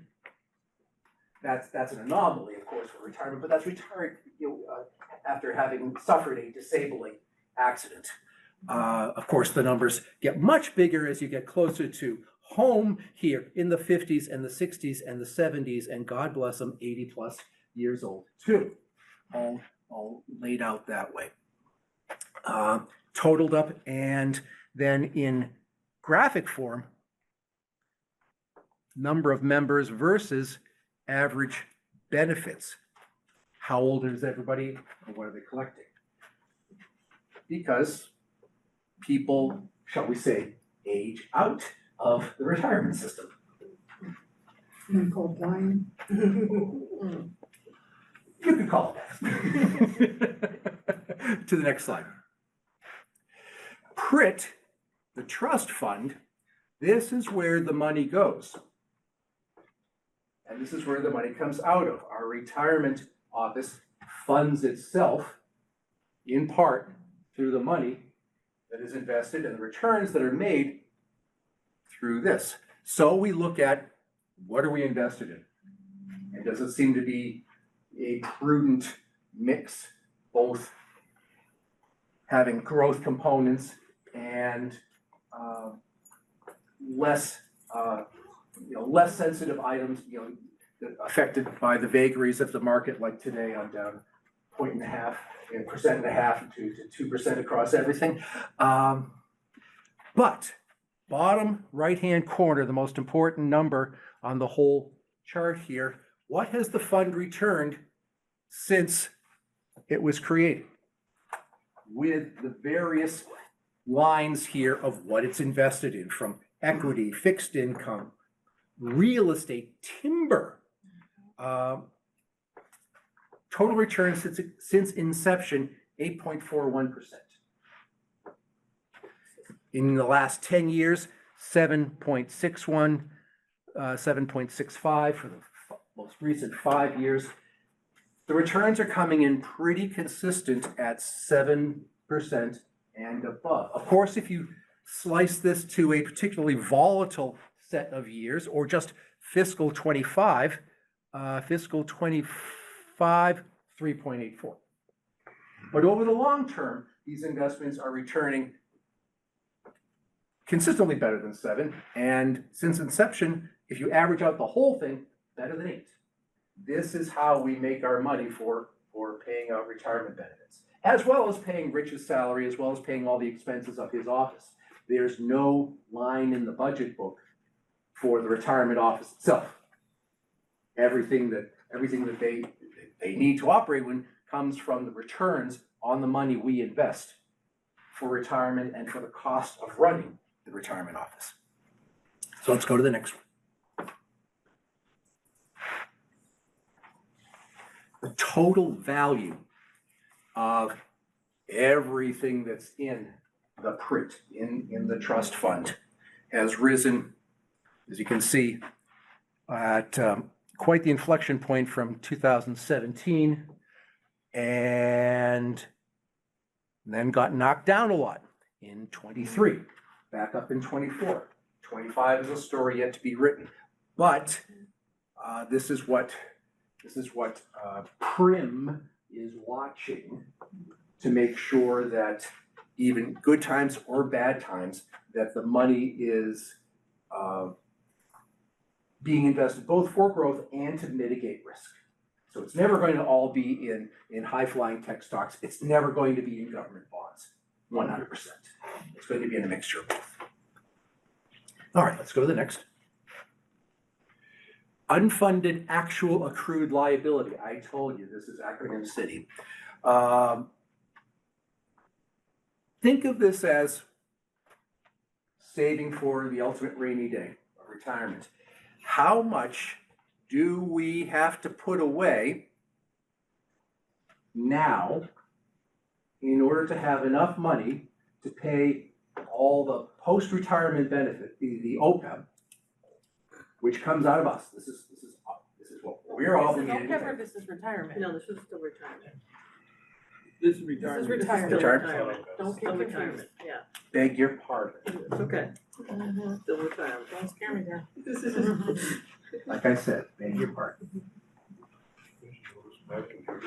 Okay.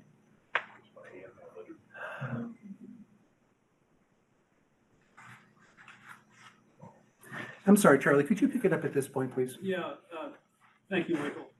So the table at the bottom is the actuarial table and forecast of the amounts that we have to pay into the retirement fund over the next 8 years to get to the point that Michael just mentioned, this fully funded point of where there's no unfunded actuarial accrued liability, okay?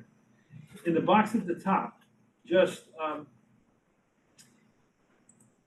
is a statement of how we get to that $18 million appropriation. And the normal cost, if you look at the table, the normal cost is what we have to pay out from our funds this year. And then the rest of the columns are funding the unfunded liability. The net 3 AC payments, that's what Michael referred to before when Rich Greco is negotiating other towns to pay us money that they owe us because their retirees paid into their system and we're paying the retirement bills. And he works on negotiating that all the time. And the 5.5% is a number that the Arlington Contributory Retirement Board and Finance Committee under our one of our prior leaders, Al Tosti, negotiated as a growth rate in this funding schedule that would roll into the long-term or long-range planning spreadsheet. So we have some way of predicting what these costs are going to be. And if we follow this formula, this 5.5% increase every year, and also the actuarial calculations come out correct, then we're fully funded by 2034. That's what this, all these numbers are about. Take it away, Mike. And fully funded does in fact mean, if we get this right, and the markets continue to return what they've returned close to in the past, this is the point at which we can say we can stop adding to the corpus, to this endowment, and the growth of the fund should cover what we expected to need to return. Okay, and the next please. All right, so that's where we get to the total appropriation number that PERAC is advising us based upon their calculations and their analysis of how we've been doing. Just as a comment there, our net number that we're going to vote is lower than the 18 million because some of it's paid by the Arlington Housing Authority, which is a separate legal entity. But their money rides on our trust, goes into our trust and rides on our Whatever, returns that's the as way well. it works. Government. Well, it's much more efficient for them to be invested in us than to set up their own. There are a lot of historical details that I ask Charlie about this all the time. Why do we carry a line item for non-contributing town employees when all town employees have had to contribute since 1939 to the retirement fund? Because it's historical. Because it was only 2 years ago that the last survivor receiving survivor's benefits from someone whose benefits were accrued prior to 1939 aged out of the system. Yes, died. It's okay, Only- they died in front of us. Only 2 years ago. And the next slide, please. So this is the number we will ask for right here, Charlie, the 15?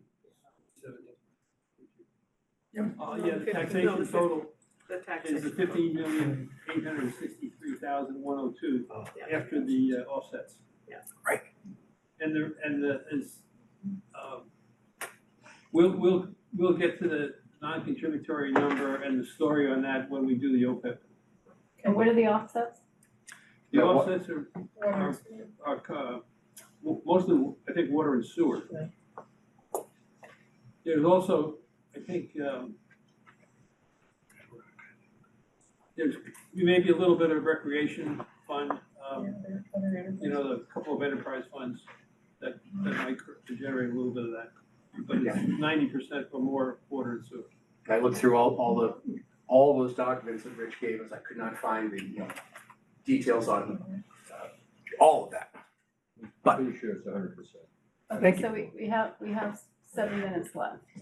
Are we gonna be able to at least finish the retirement part? Do we want to skip discussion of the warrant articles that retirement is? Why don't we just vote this first? Yeah. So is there a motion? So moved. Second. All right, any discussion on the retirement budget? Rebecca? I have a question about slide 8 compared with slide 7. Who wouldn't mind putting slide 8 up? So it looks like the value is something like 220 million, which matches what you later say, 220 million. And then, but then why on slide 7, which is the previous slide, why does it say 110 million at the bottom? Why don't those numbers match? No, it's two separate numbers. This number is actually 110 billion 40 million, because this is being stated in thousands. This is everything in the trust fund for all the towns, all the towns that participate. Very good, thanks so much. Other questions? Annie? Okay, so I'm looking at slide, yeah, I'm getting there. Yeah, the funding schedule. Okay, so if you look at slide 9, that normal cost, that's what we would have to pay out over time to current retirees projected out. So in other words, our obligation every year in the event of a total disaster is that $4 million. There's a reason I'm asking this. So if we had to say, for example,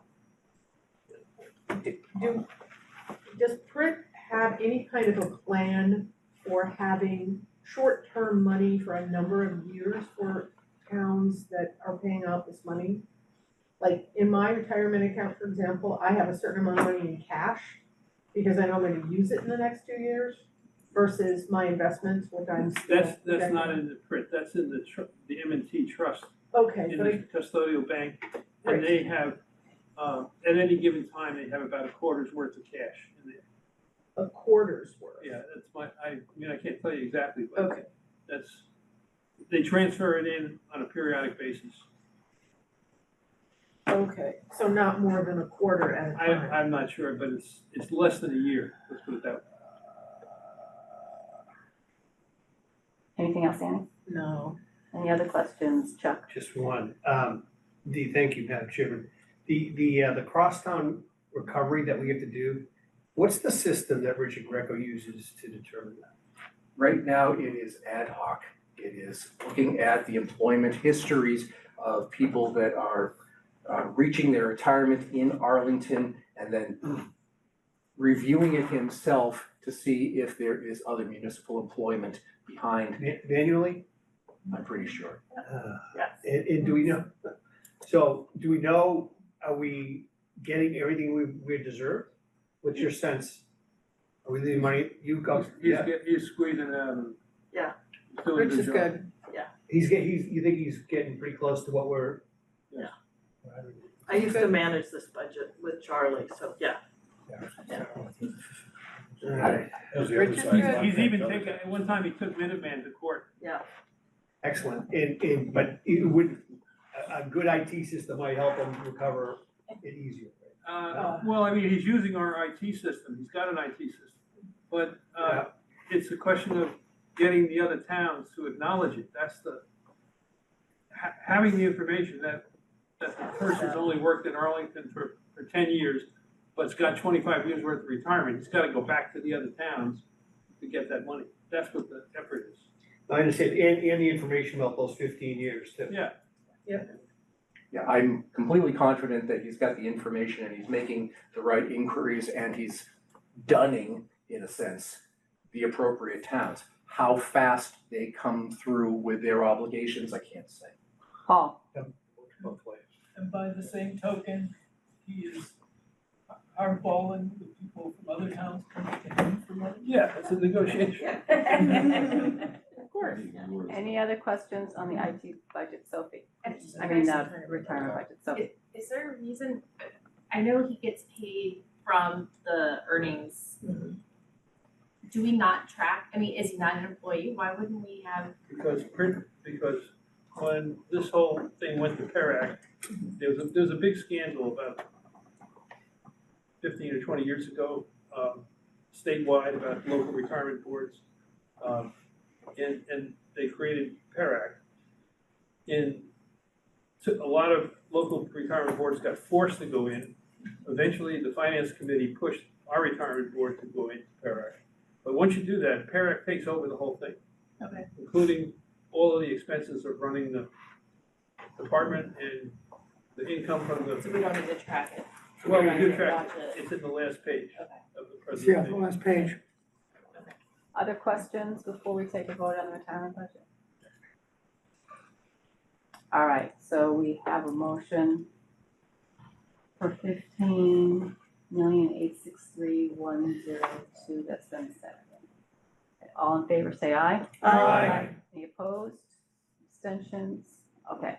All in One favor, abstention. all in favor, raise your hand. 1, 2, 3, 4, 5, 6, 7, 8, 9, 10, 11, 12, 13, 14, 15, 16, 17. Any negative votes and abstentions? Are you abstaining? Yes, Two? So is And Josh. I'm abstaining. So 17-0-2. All right. Thank you. Wednesday, we're gonna start with Dana Mann, the assessor, then we're going to have a discussion with the town manager, and then we'll pick up where we left off with the OPEB budget and then continue on. I can, You'll be receiving the Minuteman budget presentation within the next 12 hours. And if anybody has any particular questions they want to ask, shoot me an email and I'll forward it to the superintendent. And just so they have the question.